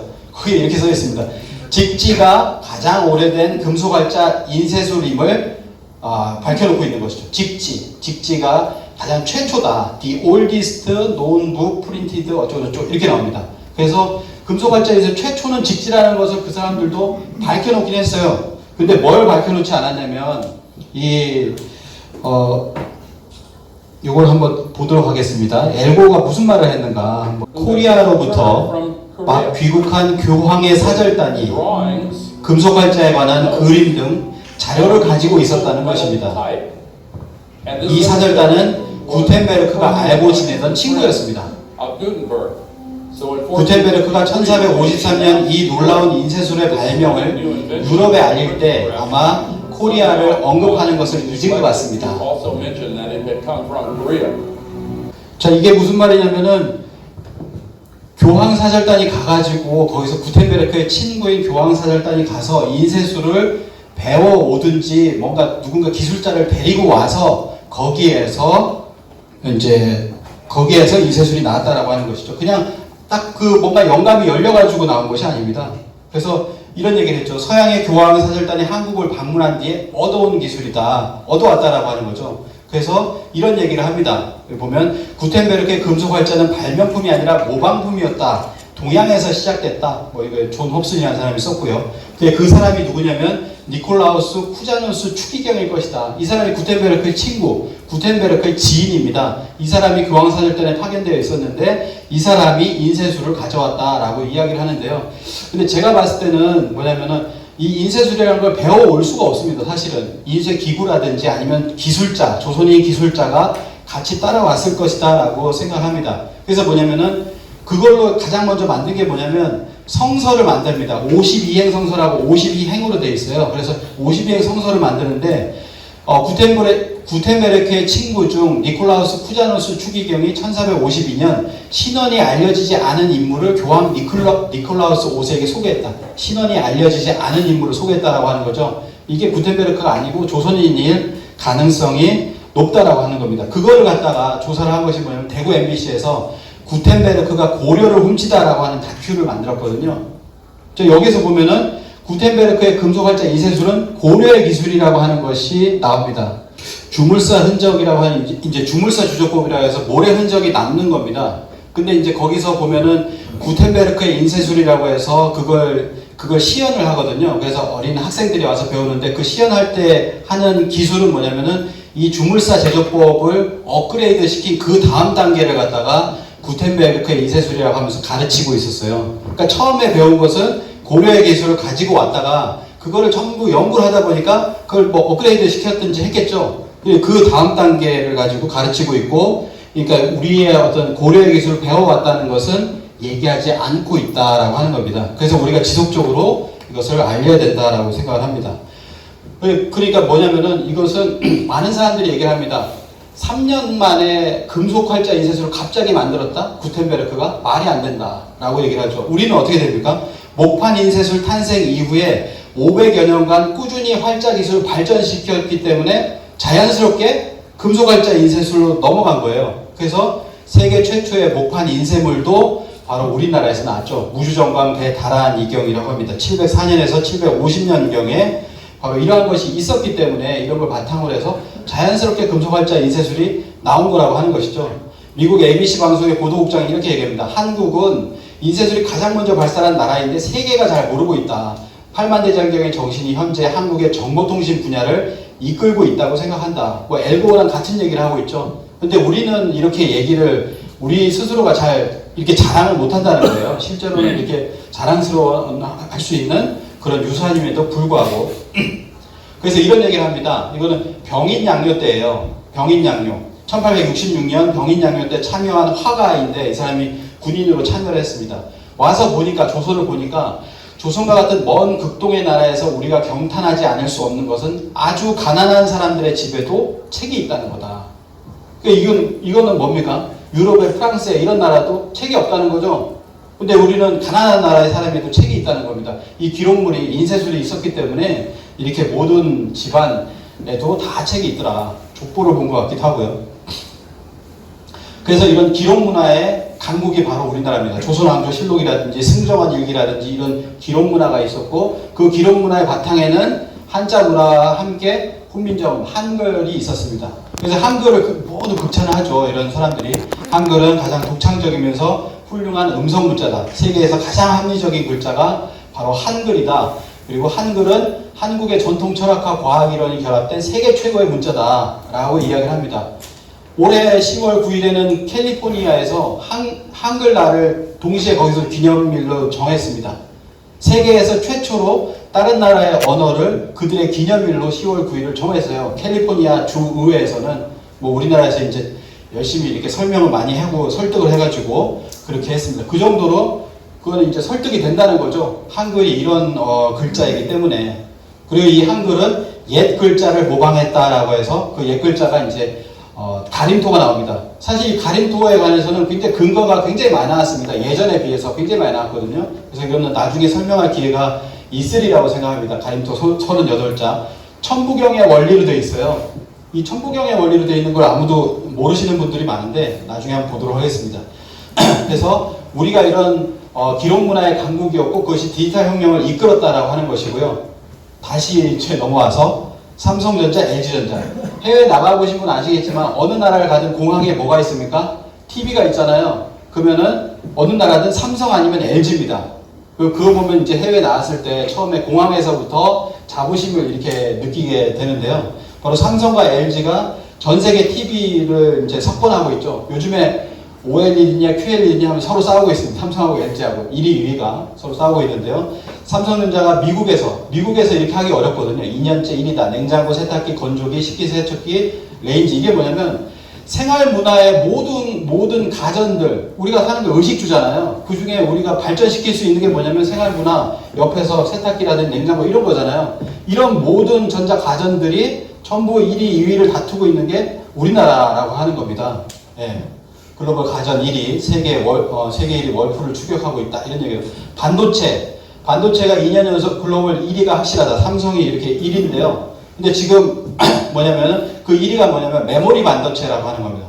메모리 반도체에서 삼성전자, SK 하이닉스가 1위, 2위였는데 이제 4월달에 삼성전자가 이렇게 선포를 했어요. 2030년에는 메모리 1위는 물론 비메모리 분야에서도 1위를 달성하겠다 이렇게 이야기를 했습니다. 선포를 했어요. 비전 선포를 했는데 비메모리 분야에서는 어떠냐면 미국이 70% 차지하고 있죠. 유럽 9%, 대만 8%, 일본 6%인데 한국이 3%예요.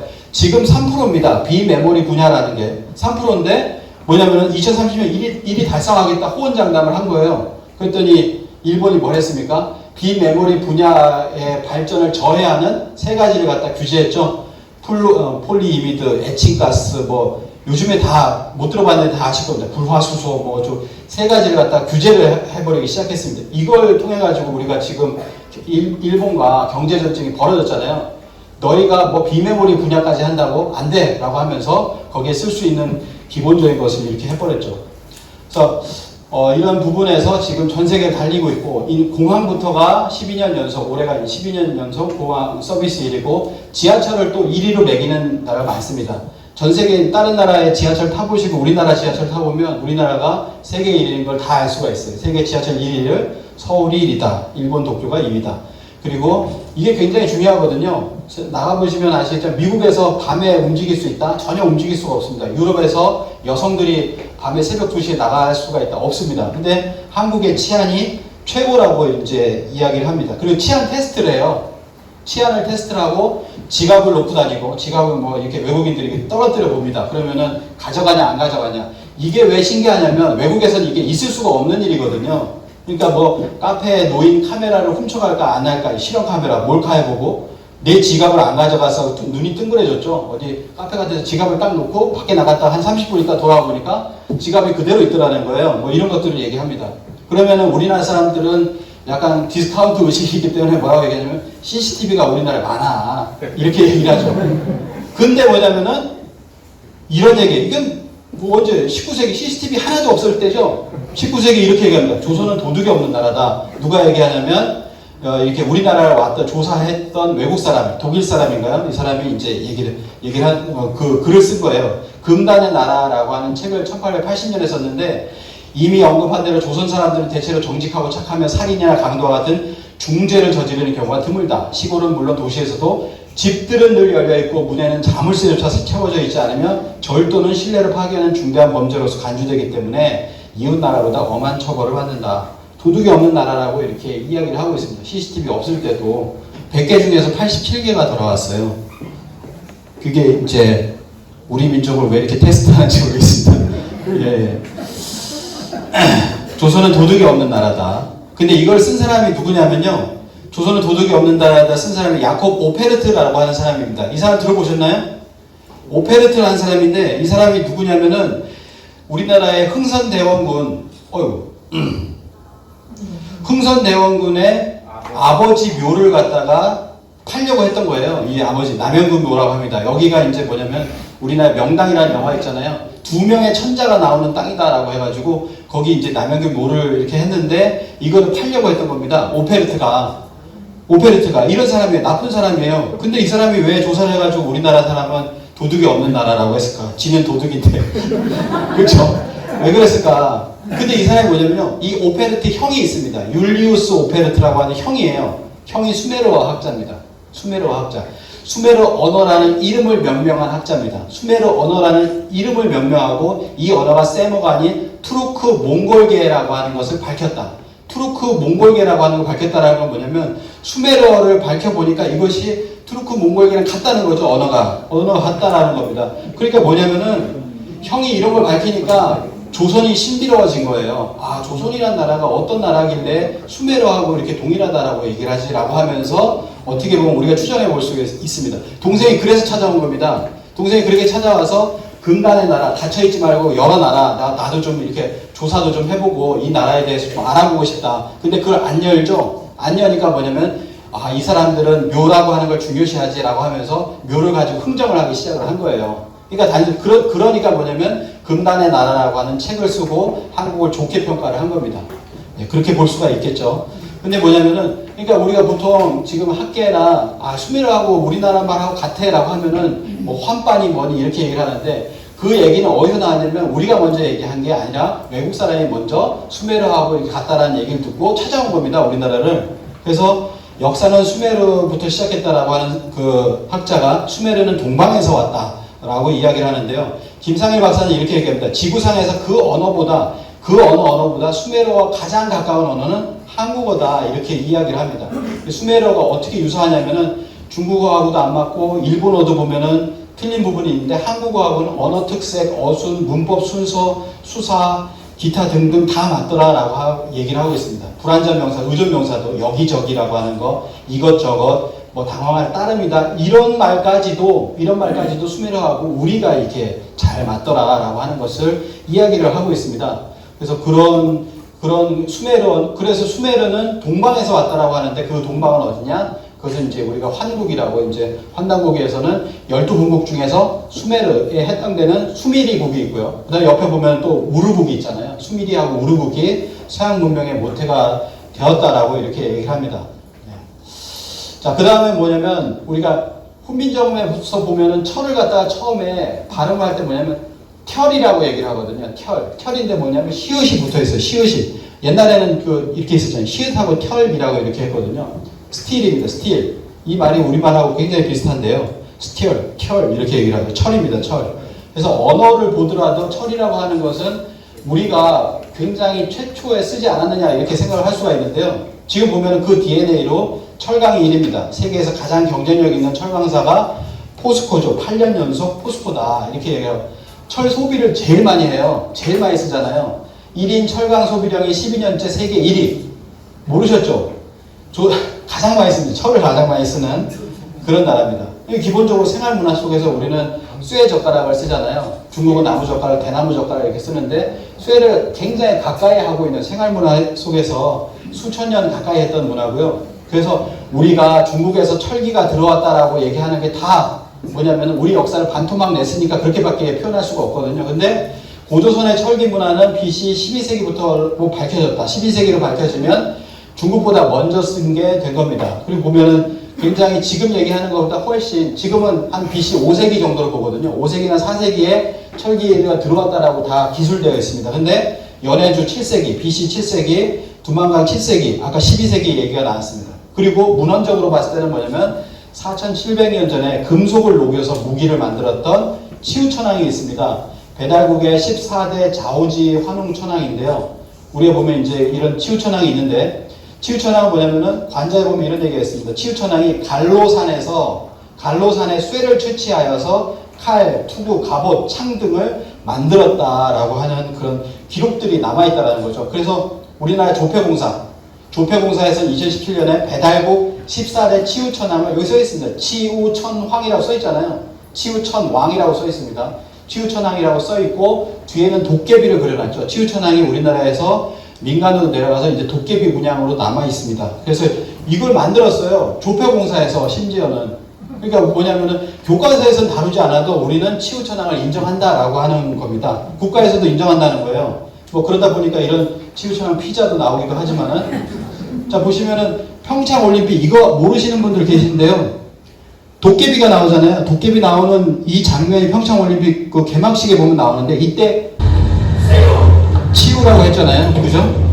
자 여기서 발음이 치우라고 나왔습니다. 이거를 동계올림픽 개막식 때 나는 캐치했다. 없으시잖아요. 아무도 없습니다. 전국에 아무도 없어요. 아무도 없는데 이걸 다시 다운받아 돌려보니까 아 이거 좀 뭐지? 도깨비가 나와서 도깨비는 치우랑 연관이 있는데 저기 합창 소리가 뭐지 하고 다시 들어보니까 치우라고 한 거예요. 연출자가 이거를 넣은 겁니다. 전 세계 5억 명이 보고 있는데 중국이 얘기하는 대로 중국의 시조였다면 우리가 중국의 시조를 막 찬양을 한 거예요. 평창 동계올림픽. 있을 수가 없는 일이죠. 우리 학계만 부정할 뿐이지 이렇게 지금 우리는 치우를 이야기하고 있고 배달국을 이야기하고 있다라는 겁니다. 잘 보시면 이게 도깨비 원래 치우탈이거든요. 치우탈입니다. 이게 치우탈이고 그 다음에 치우는 붉은 기운이 나오잖아요. 그래서 붉은 옷을 입었어요. 연출을 다 했습니다. 알아먹게끔 얘기했는데 이 연출가가 설명을 안 합니다. 왜냐면 우리 학계하고 배치가 되기 때문에 했다가는 욕먹기 때문에 그렇게 얘기는 안 하거든요. 이제 근데 우리는 그렇게 모르게끔이라도 우리 얘기를 하고 싶었다라고 하는 것이죠. 그래서 쇠철자가 있습니다. 쇠철자의 고어를 보면은 쇠금자에다가 동이자가 나옵니다. 동이족이 쇠를 만들었다는 것을 이 옛 고어로서 알 수가 있다라고 하는 겁니다. 옛 고어. 근데 이게 어디 쓰이냐면은 금자만 보더라도 우리가 김씨 있잖아요. 김씨가 금에서 나왔잖아요. 철 만드는 세력이라는 것을 성으로서 알 수가 있다. 성에 이제 김씨가 우리나라 얼마나 많습니까? 1000만 이상의 김씨잖아요. 김씨가 뭐냐면 쇠금자입니다. 쇠금자. 그래서 쇠를 만들었다는 게 그 김씨에도 들어갔는데 이것만 가지고 안 되니까 쇠금자에다 동이자 써가지고 쇠철자를 만들었다. 이렇게 볼 수도 있는 거죠. 그래서 칠지도라고 이제 백제의 근초공왕이 일본의 후왕에게 이렇게 선물을 해준 겁니다. 그래서 거기 보면은 칠지도에 보면은 백년철 칠지도라고 나옵니다. 칠지도를 100번 다듬었다. 철을 100년 철을 갖다 다듬었다라고 했을 때 이 고호가 나옵니다. 고호가 NHK에서 엑스레이로 1990년대 찍었을 때 요게 나왔어요. 근데 이거 아직도 잘 모르고서 최근 현대 철자로 바꿔서 이렇게 쓰시는 분들이 계신데 쇠철자가 이렇게 들어갔습니다. 그리고 일본에서는 지금도 이게 저는 궁금한 게 뭐냐면 왜 일본에서 이 고호를 지금도 쓰지? 라고 하는 게 좀 궁금하긴 합니다. 쇠철자의 옛 고호를 일본에서 지금도 이렇게 쓰고 있습니다. 칠지도죠. 이 칠지도를 백제에서 넘어졌다. 백제가 무엇을 하냐면 그 백제에서 그걸 받은 사람들이 일본 열도를 평정을 한 겁니다. 평정을 하게끔 종통을 개성한 거예요. 우리 어떤 국통을 개성을 한 건데 칠지도입니다. 칠지도인데 뭐라고 나오냐면은 신공항후 52년에 칠지도 한자로와 칠자경을 주었다 이렇게 얘기하거든요. 그리고 뭐냐면 7일이라는 얘기가 나와요. 7이라는 수가 나옵니다. 그러니까 칠수를 갖다가 전수를 해준 겁니다. 칠수. 보시면 이건 뭐냐면은 이게 칠자경으로 얘기가 되어지고 있습니다. 칠지도와 함께 이 구멍 이거를 뭐 이제 여성의 젖꼭지가 같다고 해서 이런 것이 7개가 튀어나와 있어요. 돌출부가 7개 튀어나와 있는 이걸 칠자경이라고 합니다. 지금은. 그래서 칠지도와 칠자경을 주었다는 건 뭐냐면 칠수를 갖다가 어떤 그 계승의 의미로 줬다라는 거예요. 칠성문화입니다. 보시면은 주몽이 건국할 때 보면은 그 뭐죠? 소선호와 그 두 아들을 물리치고 유아부인을 택하죠. 그러면서 그 징표를 줍니다. 자, 유아부인에게 아내에게 아들이 장성하면 7고개와 7계곡을 지나서 7모가 난 돌 위에 소나무 아래 반쪽의 칼을 숨겨놓았으니 그걸 찾아라. 이렇게 얘기를 하거든요. 잠깐. 아, 부인은 주몽 모친입니다. 예, 예. 주몽의 경비는 모시네. 예비입니다. 예. 제가 착각했습니다. 예. 자, 정확합니다. 예. 주몽의, 이게 부인에게 얘기를 합니다. 부에 피신하면서 아내에게 장사 7고개와 7계곡을 지나서 7모가 난, 그러니까 뭐냐면 칠수문화입니다. 이게 건국할 때라든지, 그러니까 삼국에 전부 다 있어요. 삼국유사에 보시면은 다 있습니다. 석탈해가 건국을 들어올 때도 보면 7이라는 것이 있거든요. 그래서 이 7이라는 것이 우리의 어떤 문화다, 칠성 문화다라고 하는 겁니다. 북두 칠성 문화가 우리에게 있었다라고 하는 것이죠. 그 중에 하나가 뭐냐면 헤어스타일 상투가 있고요. 상투는 5,500년 전에 배달국 초기에 상투 조상이 있고 우아량의 적석종 6호를 보면은 이 위에 상투를 틀고 했던 옥고가 있습니다. 네, 이제 시간이 이제 한 10분 남았네요. 예. 자, 여기 상투용 옥고가 있고요. 그리고 이게 상투는 원래 상두라고 한다. 두라고 하는 건 북두칠성 두자라고 하는 거죠. 그래서 상투를 틀 때는 앞으로 4번, 3번, 그리고 뭐 3번 해가지고 7번을 튼다라고 하는 겁니다. 북두칠성을 내려받겠다. 북두칠성과 내가 하나가 되겠다라고 하는 그 정신을 다룬 것이 바로 상투입니다. 상투죠. 그래서 사람은 칠성의 기운을 받아서 태어나고 죽으면 다시 칠성으로 돌아간다라고 하는 의식을 가지고 있었습니다. 그래서 전부 상투 문화예요. 5,500년 전, 그 다음에 이제 신라에 보면은 이런 금관이 있거든요. 금관 안에 쓰고 있는 그런 것들. 그리고 그 안에는 상투가 있고 그거를 갖다가 씌우는 시우개들이 있습니다. 그런 문화가 조선까지 몇 명이 이렇게 내려왔다라고 하는 거죠. 뭐 넘어가기도 하고요. 인디언 상투도 있고. 그래서 뭐냐면 우리 민족의 헤어스타일을 우리 스스로 포기한 적이 없다라고 하는 것이죠. 1895년 그들의 긍지, 자존심과 위험은 모두 비난받고 발 아래서 짓밟혔다라고 합니다. 1895년에 단발령이 있었잖아요. 우리는 상투를 포기하지 않았어요. 그 뜻은 뒤로 가면 아마 몰랐을 겁니다. 퇴색돼가지고 몰랐을 텐데 그건 북두칠성과 하나가 되겠다는 그런 의식을 가지고 있었습니다. 7칠자죠. 7칠자를 붙어있는 걸 보시면은 이거는 조옥구 교수님이 이렇게 얘기를 했습니다. 늙을 노자다. 늙을 노자라는 건 뭐냐? 북두칠성으로 나이가 들수록 다가간다라는 거예요. 북두칠성. 우리 북두칠성에서 왔으니까 북두칠성으로 돌아간다라는 뜻입니다. 죽을 사자라는 건 뭐냐? 칠이 들어가 있잖아요.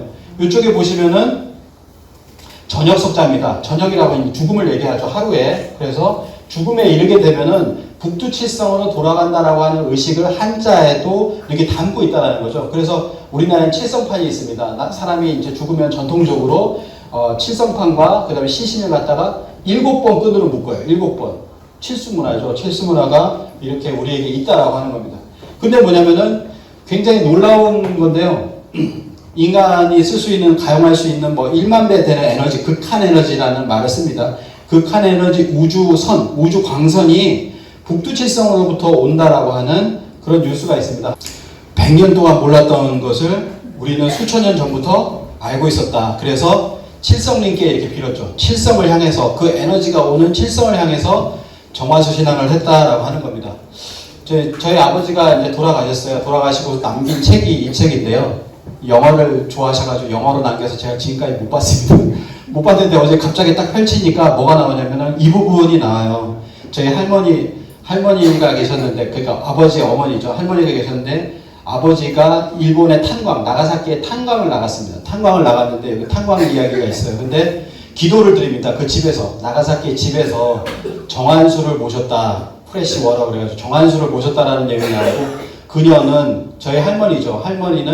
할머니는 무릎을 꿇고 어느 방향을 향해서, 북두칠성의 방향을 향해서 무릎을 꿇고 하늘을 향해서 기도를 했다. 그녀의 남편의 굴럭 이게 그 건강과 그걸 위해서, 탄광에 나가는 남편을 위해서 기도했다라는 부분이 나오거든요. 그래서 저는 갑자기 이렇게 뭘 받았는지 이 부분을 펼쳐가지고 봤는데, 여기 보니까 이런 내용이 나옵니다. 저희 아버지가 쓰신 내용인데, 어떤 곳이든 그것이 된장독이 되었던 또는 뭐가 되었든지 간에 그 곳에서 뭐냐면은 너무 많더라. 주문도 몰랐고 기도하는 법도 몰랐는데 그냥 무릎을 꿇고 북두칠성을 향해서 기도를 했다. 남편의 안전을 위해서라고 하는 내용이 나오고요.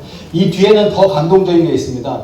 그 할머니는 3번을 하루에 절을 했다라고 하는데 2번은 그 패망한 나라를 위해서 절을 하고 1번은 남편을 위해서 절을 했다라고 하는 부분이 영어로 써 있더라고요. 그래서 그냥 진짜 오랜만에 그 부분을 펼쳤는데 너무 감동적이었습니다. 근데 여기에서도 보면 북두칠성을 향해서 이렇게 기도를 했다라고 하는 부분이 이렇게 나오거든요. 그래서 우리 민족은 원래 북두칠성에 와서 북두칠성 가는 북두칠성 민족이다라고 하는 것을 우리가 알 수가 있습니다. 칠성 문화를 가지고 있는 거예요.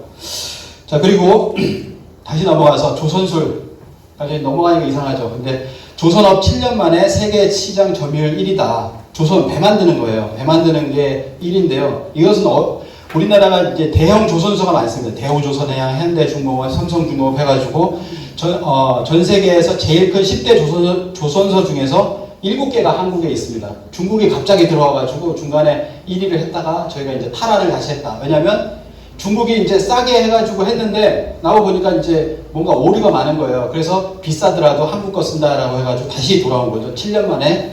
그래서 돌아온 겁니다. 세계 최초의 배, 8,000년 전의 배가 우리나라의 창녕 비봉리에서 발굴이 됐습니다. 이거죠. 국립중앙박물관에 가도 있고요. 8,000년 전에 배 있는데 7,000년 전에 벽화를 보면 다 배가 있습니다. 고래잡이 했던 배가 있어요. 튼튼한 배가 있습니다. 그래서 7,000년, 8,000년 전에 배가 있었구나라고 하는 것을 알 수가 있고 우리가 해양 세력이기도 했다라는 거죠. 고구려에서도 해군이 발달을 했고 백제도 해군이 발달을 했다. 당연히 해양 대제국이었다라고 하는 거고요. 그 다음에 넘어가겠습니다.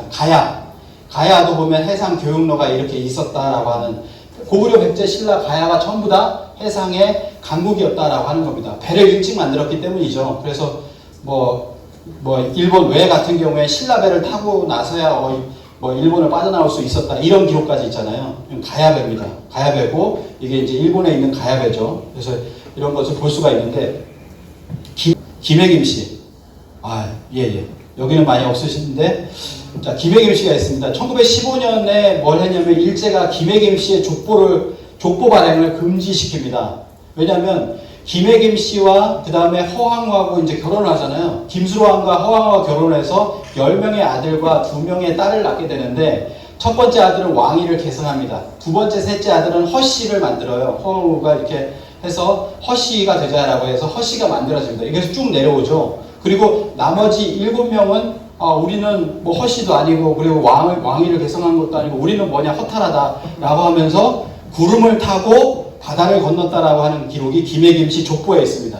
근데 일본 창세신화에 뭐가 있냐면 구름을 타고 7명이 오는 기록이 있어요. 그러니까 일제가 1915년에 족보를 치안상의 이유로 갖다 발매를 금지시켜 버립니다. 무슨 치안에 족보가 무슨 치안에 그런 거죠. 김해김씨의 시조인 그런 과정이 있는데요. 그래서 이게 이런 것들이 나오죠. 구름을 타고 내려옵니다. 그래서 구름을 타고 내려오면서 거울, 고곡, 검의 3종신기를 가지고서 고천원으로부터 구름을 타고 내려와서 구지봉으로 들어간다. 강림신화가 있습니다. 구지봉. 구지후루답게라고 하는데 구지마을 구지봉입니다. 구지봉에서 내려온다라고 하는 거죠. 이게 가야의 건국신화잖아요. 가야의 건국신화에 보면 구시후루답게, 즉 구시후루봉우리입니다. 이것은 확실히 가야 건국신화의 구지봉입니다. 가야 건국신화에 보면은 가야가 건국을 하고 그 다음에 가야를 일본에 건국한 겁니다. 가야를 일본에 건국한 거예요. 그때 3종신기를 가져간다. 청동거울, 칼과 고곡을 가지고 갑니다. 그래서 이번에 일왕이 계승됐죠. 새로운 일왕이 5월 1일자로 사실 탄생이 됐습니다. 나루히토 일왕인데 승계의식은 단 하나예요. 3종신기를 계승하는 겁니다. 3종신기를 가져오잖아요. 청동거울은 가지고 오지 않았습니다. 그거는 이제 깨질 우려가 있는지 해가지고 가져오지 않고, 저 긴 거는 검이겠죠? 그리고 앞에 이제 고곡일 겁니다. 그래서 그러니까 일왕도 저걸 꺼내보지 못해요. 그냥 그대로 그냥 승계하고 그냥 또 다시 갖다 주는 겁니다. 꺼내서 풀지도 못합니다. 그만큼 신비스럽다고 하는 것이 바로 건국신화에 나오는 신종상기인데 이것이 언제 오냐면은 가야에서 오는 겁니다. 가야에서. 그런데 불구하고 지금 일본이 그러고 있죠. 그런 나라를 우리가 다 갖다 줬는데. 그래서 가야라고 하는 것은 구야로도 불렸는데 두 곳이었다. 이게 가야예요. 가야를 여기만 보시면 안 되고 여기도 가야고 대마도도 가야였다라고 하는 것이죠. 이렇게 가야입니다. 이렇게 해상 강국이었어요.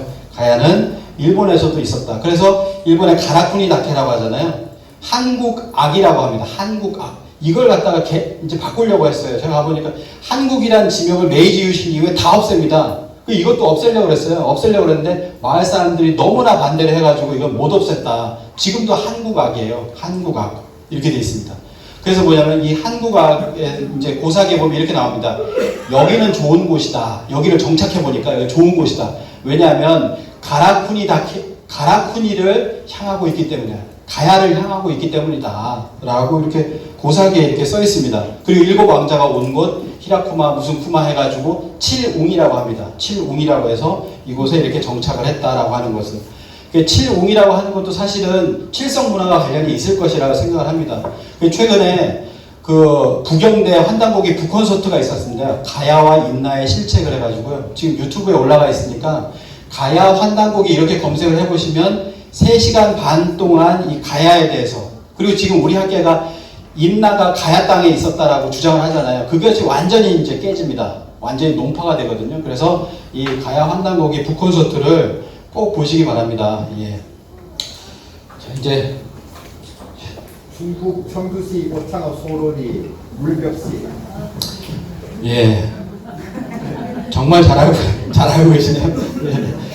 자, 제가 5분 내에 끝나도록 하겠습니다. 5분 내에요. 자, 넘어가겠습니다. 자, 우리나라 이제 가장 세계 최고, 가장 오래된 것부터 이렇게 쭉 그냥 넘어갈게요. 다음에 자료를 해서 여기 계신 분들에게 제공을 하든지 그러도록 하겠습니다. 1만 5천 년 전에 벼농사가 있었고요. 자, 벼농사가 있고, 그리고 세계에서 가장 오래된 벽시가 말씀하신 대로 청원군 소로리에서 발굴이 됐는데요. 1만 5천 년에서 또 최근에는 1만 7천 년까지도 얘기를 합니다. 그 다음에 제주도 고산리에 1만 3천 년에서 1만 년 전에 토기가 있었습니다. 이 토기가 발전돼서 뭐가 되냐면은 빗살무늬 토기가 돼요. 8천 년 전에 빗살무늬 토기, 가장 오래된 빗살무늬 토기가 강원도 양양 오산리에서 이렇게 나오고 이거와 같은 것이 어디냐면 요하 문명에 있죠. 홍산 문화의 흑룡화 문화에 보면은 빗살무늬 토기가 있습니다. 같은 문화권이라는 거예요. 빗살무늬 토기를 쓴 같은 문화권이 8,000년 전에 있었다라고 하는 겁니다. 이렇게 있었죠. 이런 같은 문화권이 있었습니다. 이 같은 문화권을 이 빗살무늬 토기는 그래서 사실은 박물관에서 요것만 얘기하는데 이 전체를 얘기해 줘야 돼요. 전 세계에 어디 있는가, 어디까지 갔는가. 이걸 세계 최초의 한류라고도 얘기를 합니다. 어떤 학자는 홍익회 교수인가요? 세계 최초의 한류다. 물품이 이렇게 나간 거예요. 우리나라가 가장 오래됐고 저쪽이 유럽이 한 5,000년 됐으니까 그럼 옮겨간 거다. 말 그대로 이렇게 얘기를 한 겁니다. 카자흐스탄 가니까 있고요. 전 세계에서 이렇게 됐고 이 빗살무늬 토기는 광명을 나타내기 때문에 이건 햇살이라고 봐야 된다라고 하는 그런 주장을 합니다. 이게 아래쪽에서 보면 이게 햇살무늬예요. 그래서 빗살무늬는 빛살무늬다. 빛이 아니라 이런 얘기를 합니다. 왜냐하면 우리 민족은 광명의 민족이기 때문에 이 빗살무늬 토기와 함께 세계 최초의 옥기, 8,000년 전에 옥기가 똑같이 빗살무늬 토기가 있었던 흑묘와 사해와 그 다음에 고성에서 발굴이 됩니다. 이 귀걸이가요. 그래서 이 지역이 같은 문화권이다 라고 하는 것을 알 수가 있고 세계 최초의 고래잡이가 있었습니다. 그러면서 세계 최초의 아까 보셨던 배가 있었죠. 그래서 여기 이제 고래잡이가 있고요. 울산 방구대 안각화가 있고요. 배가 튼실합니다. 15명 이상이 타게 되는 배가 있었고요. 이게 울산 방구대 안각화고 러시아에 보면은 러시아의 방구대 안각, 러시아에 똑같은 게 1000년 후에 있어요. 그러면 이렇게 간 거죠. 이렇게 갔거나 이렇게 간 거죠. 뭐 이렇게 갔든지 어쨌든 1000년을 거쳐가지고 똑같은 벽화를 그려놨다라고 하는 겁니다. 이런 문화가 똑같이 있었다. 그러면서 고인돌이 8,000년 전에 가장 오래된 고인돌이 있습니다. 우리나라는 전 세계 6만 개의 고인돌 가운데 4만 개가 우리나라의 고인돌이 있습니다. 전 세계 어떤 이 고인돌을 갖다가 그냥 집단 공동묘지다 이렇게 얘기하시는 분인데 한반도는 공동묘지였다 이렇게 얘기하시는 분인데 그게 아니라 정신문화의 고향이다 이렇게 이야기를 해야 되겠습니다. 그래서 이런 고인돌들이 가장 많은 곳이 바로 우리나라죠. 거성 문화가 이렇게 있었습니다. 유럽에도 있고 프랑스에도 있고 그 다음에 여기 근처에도 이렇게 있고요. 전 세계 6만 개 중에 한국은 4만 개가 있었다라고 하는 것이고요. 돌과 관련된 건 전부 다 동이족. 그러니까 돌이 아닌 여기 흙으로 이렇게 토광묘 이런 것들을 이제 중국은 했었다. 그래서 우리가 신석기 이래 가장 오래된 빗살무늬 토기 문화권, 거성 문화권, 세석기 문화권, 채도 문화권 이것이 한 곳에서 나오는 것은 세계에서 유일하다. 여기가. 자, 분홍색은 뭐냐? 빗살무늬 토기권이에요. 그 다음에 노란색은 거성 문화권이고 세석기 문화권, 그 다음에 채도 문화권인데 이것이 다 하나로 수렴되고 있는 곳은 만주와 한반도가 유일하다라고 이야기를 합니다. 이 고대 문화의 발원지가 바로 이곳이다라고 하는 것을 얘기하는 것입니다. 세계 유일의 신석기 4대 문화권이 수용 융합되는 인류 고대 문화의 발원지가 바로 우리였다라고 하는 것이죠. 근데 이런 것들을 우리가 교과서에서는 배우지 않는다라고 하는 겁니다. 고인돌에 이제 천문 기록이 있고 전 세계에 2000년 이상의 천문 기록이 있는 나라가 중국하고 한국이다. 박창범 교수가 이렇게 얘기를 했죠. 그래서 이 천문 기록의 단군 조선의 기록이 환단고기를 검증을 합니다. 이런 거 뭐 5별이 하나로 뭉치는 오성치류라든지 이런 것들을 우리가 살펴볼 수가 있고요. 이걸 최근에 1993년에 얘기를 하고 벌써 20년이 지났잖아요. 박창범 교수가 그때 논문을 발표했지 않습니까? 지금은 현재 한국 천문 학회장이 됐어요. 근데 이분이 수년간 오성치류 얘기를 처음에 꺼냈으면서 얘기를 안 했어요. 왜냐하면 너무 압력을 받아가지고 학계의 압력을 받아가지고 얘기를 안 하다가 올해 들어서 다시 얘기를 했습니다. 단군세기의 오성치료 기록은 사실이다. 재확인한다. 이렇게 단정지어서 얘기를 했습니다. 아무리 학계에서 압력을 해도 이거는 맞는 거다. 맞는 것일 수밖에 없다라는 것을 현 한국천문학 회장의 입장으로서 이야기를 했고 전 3, 4대 천문 연구원장도 얘기를 했죠. 자신의 직을 걸고 얘기를 한다라고 하면서 단군세기의 천문 기록은 맞는 거라고 얘기를 했음에도 불구하고 아직까지도 학계에서 그러고 있다라는 거죠. 그래서 이 단군세기가 검증이 그거 하나만으로 되는데 거기에서 보면 47대 단군을 다 얘기합니다. 환단고기, 규원상하, 단기고서 전부 다 일제시대에 나온 책들이 전부 47명의 단군이 한 분이 아니라 실제 역사였다라고 하는 것을 이야기를 한다는 거죠. 그 중에 하나가 뭐냐면 저도 이게 고문서로 5만 원에 산 건데 전고대방이라는 인물사전에 보면 뭐라고 나냐면 단군 전세 47이라고 나옵니다. 1924년 책이에요. 그럼 뭐냐면 1924년에 인물사전에 47명의 단군이 있었다는 기록이 있다는 것은 24년 이전의 사서에 47명의 단군을 다룬 사서가 있다는 얘기죠. 환단고기 1911년에 나왔잖아요. 그걸 증명하는 것도 이런 인명사전이 증명할 수 있다라고 생각합니다. 자, 이제 마지막으로 뭐 이런 모든 것에 근거가 되는 것이 4대 문명보다 오래된 우리가 홍산 문명, 홍산 문화인데요. 좀 전에 이제 말씀을 다 드렸으니까 생략을 하도록 하겠습니다. 유화 문명이라고 하는데 바로 만리장성 바깥의 동이족의 문화권에서 황국, 배달, 조선의 모든 유물들이 다 나왔습니다. 여기 이게죠. 이게 홍산 문화예요. 홍산 문화 전체가 홍산 문화인데 4대 문명입니다. 4대 문명보다 오래된 최고의 문명이 이 지역에서 나왔습니다. 나왔고 뭐 KBS도 나오고 여러 사람들이 얘기를 합니다. 유화일 때는 우리가 깊은 관계가 있다. 유화 문명의 주도 세력은 북방계통이다. 뭐 이렇게 얘기하고요. 홍산 문화는 고조선 이전의 어떤 문화로 볼 수 있다. 이런 얘기를 합니다. 이 사람은 누구냐면요. 몽골학회 부회장인데 뭐라고 얘기하냐면 중국은 한국이 분열된 상황을 즐긴다. 왜냐하면 한국 학계에서는 이걸 인정도 하지 않고 무관심으로 하고 있는데 이러한 상황을 즐긴다라고 하는 거죠. 중국 학계는 즐기고 있다. 그리고 야 이렇게 우리 학계에서 홍산 문화를 연구를 안 하니까 그러면은 이제는 완전히 끝났구나. 우리 걸로 해도 되겠구나. 말끔히 끝났다라고 본다. 중국 학계는 그렇게 본다는 거예요. 그런 거를 얘기를 하고 있습니다. 자, 그래서 넘어가겠습니다. 홍산 문화의 주인이 한국인의 조상인 근거. 제가 강의 안에 홍산 문화라고 하는 강의가 2시간 정도 이렇게 하는데요. 거기 보면은 23가지를 대고 있습니다. 족속촌, 피라밋, 고인돌, 오키거리, 고곡, 빗살무늬 토기, 복골, 암각화, 천재문화 한두 가지 근거가 아니라는 거예요. 홍산 문화가 우리 동이족, 한민족과 관련이 있다라고 하는 것은 23가지 이상의 근거를 댈 수가 있어요. 지금만으로도 이렇게 될 수가 있다라고 하는 겁니다. 그래서 그것이 뭐냐면 유물유적으로서 조선과 그리고 배달, 환국 시대를 다루고 있다라고 하는 거죠. 그래서 뭐냐면은 우리가 세계 최고인 가장 오래된 그리고 가장 최고인 것의 그 DNA 어디서 왔는가를 알려면은 우리의 국통맥을 바르게 알면 된다라고 합니다. 그 일제시대는 바로 알았잖아요. 임시정부도 보면 우리 민족은 처음 환국이다 이렇게 이야기를 했습니다. 임시정부의 한국 독립당에서 보면 환국에서부터 시작하여 대한제국으로 우리의 국맥이 끊임이 없었다라고 얘기합니다. 9,000년 동안에요. 9년 끊겼습니다. 일제강점기에 9년 끊기고 1919년에 임시정부로 이어졌죠. 우리의 국맥은 한 번도 끊어진 적이 없었다라고 얘기를 합니다. 조소왕 선생 임시정부의 핵심 인사죠. 삼국유사 첫 꼭대기에 석유 환국이라고 하였기 때문에 대한민국, 왜 대한민국 한국으로 결정했습니까? 라고 질문하잖아요. 그러니까 삼국유사 첫 꼭대기에 석유 환국이라고 했기 때문에 우리가 환국을 이어서 지금 한국이라고 한다라고 하는 것을 조소왕 선생도 명확히 했다라고 하는 것이죠. 예. 그래서 마무리를 하겠습니다.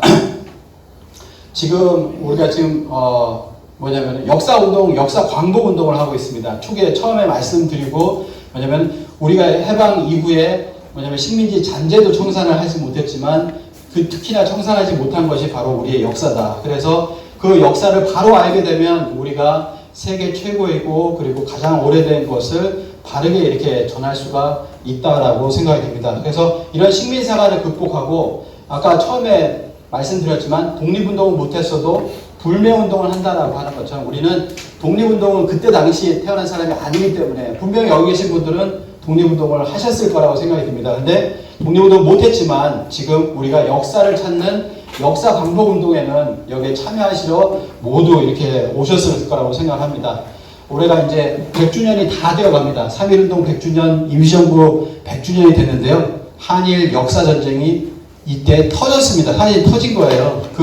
처음에는 뭐 비밀문의 분야에 그거를 저기 하려고 세 군데 저기를 했지만은 그걸로 해가지고 지금 역사전쟁을 통해서 많은 사람들이 역사를 알아나가려고 하고 있습니다. 지금이 역사 광복의 아주 최적기라고 생각을 합니다. 그래서 지금 대한사랑에서 그런 역사 광복 운동을 하기 위해서 마지막 100주년에서 뭐 마지막 큰 행사죠. 개천절이 있습니다. 10월 3일 날. 그래서 10월 2일 날 그날이 평일이지만 10월 2일에 역사 광복을 위한 바로 개천문화 국민 대축제를 합니다. 그래서 멀다고 생각하면 뭔데요? 가깝다고 하면 굉장히 가깝습니다. 여기 대구에서 서울에서 하루 정도 큰 행사에 한번 이렇게 참여를 해보시면은 그 행사도 이렇게 빛이 나고 여기 계신 분들이 아까 처음에 예고편 보신 분은 아시겠지만 3,000 역사 광복군이 모인다라고 했습니다. 거기가 이제 3,500명에서 4,000명 정도 들어가거든요.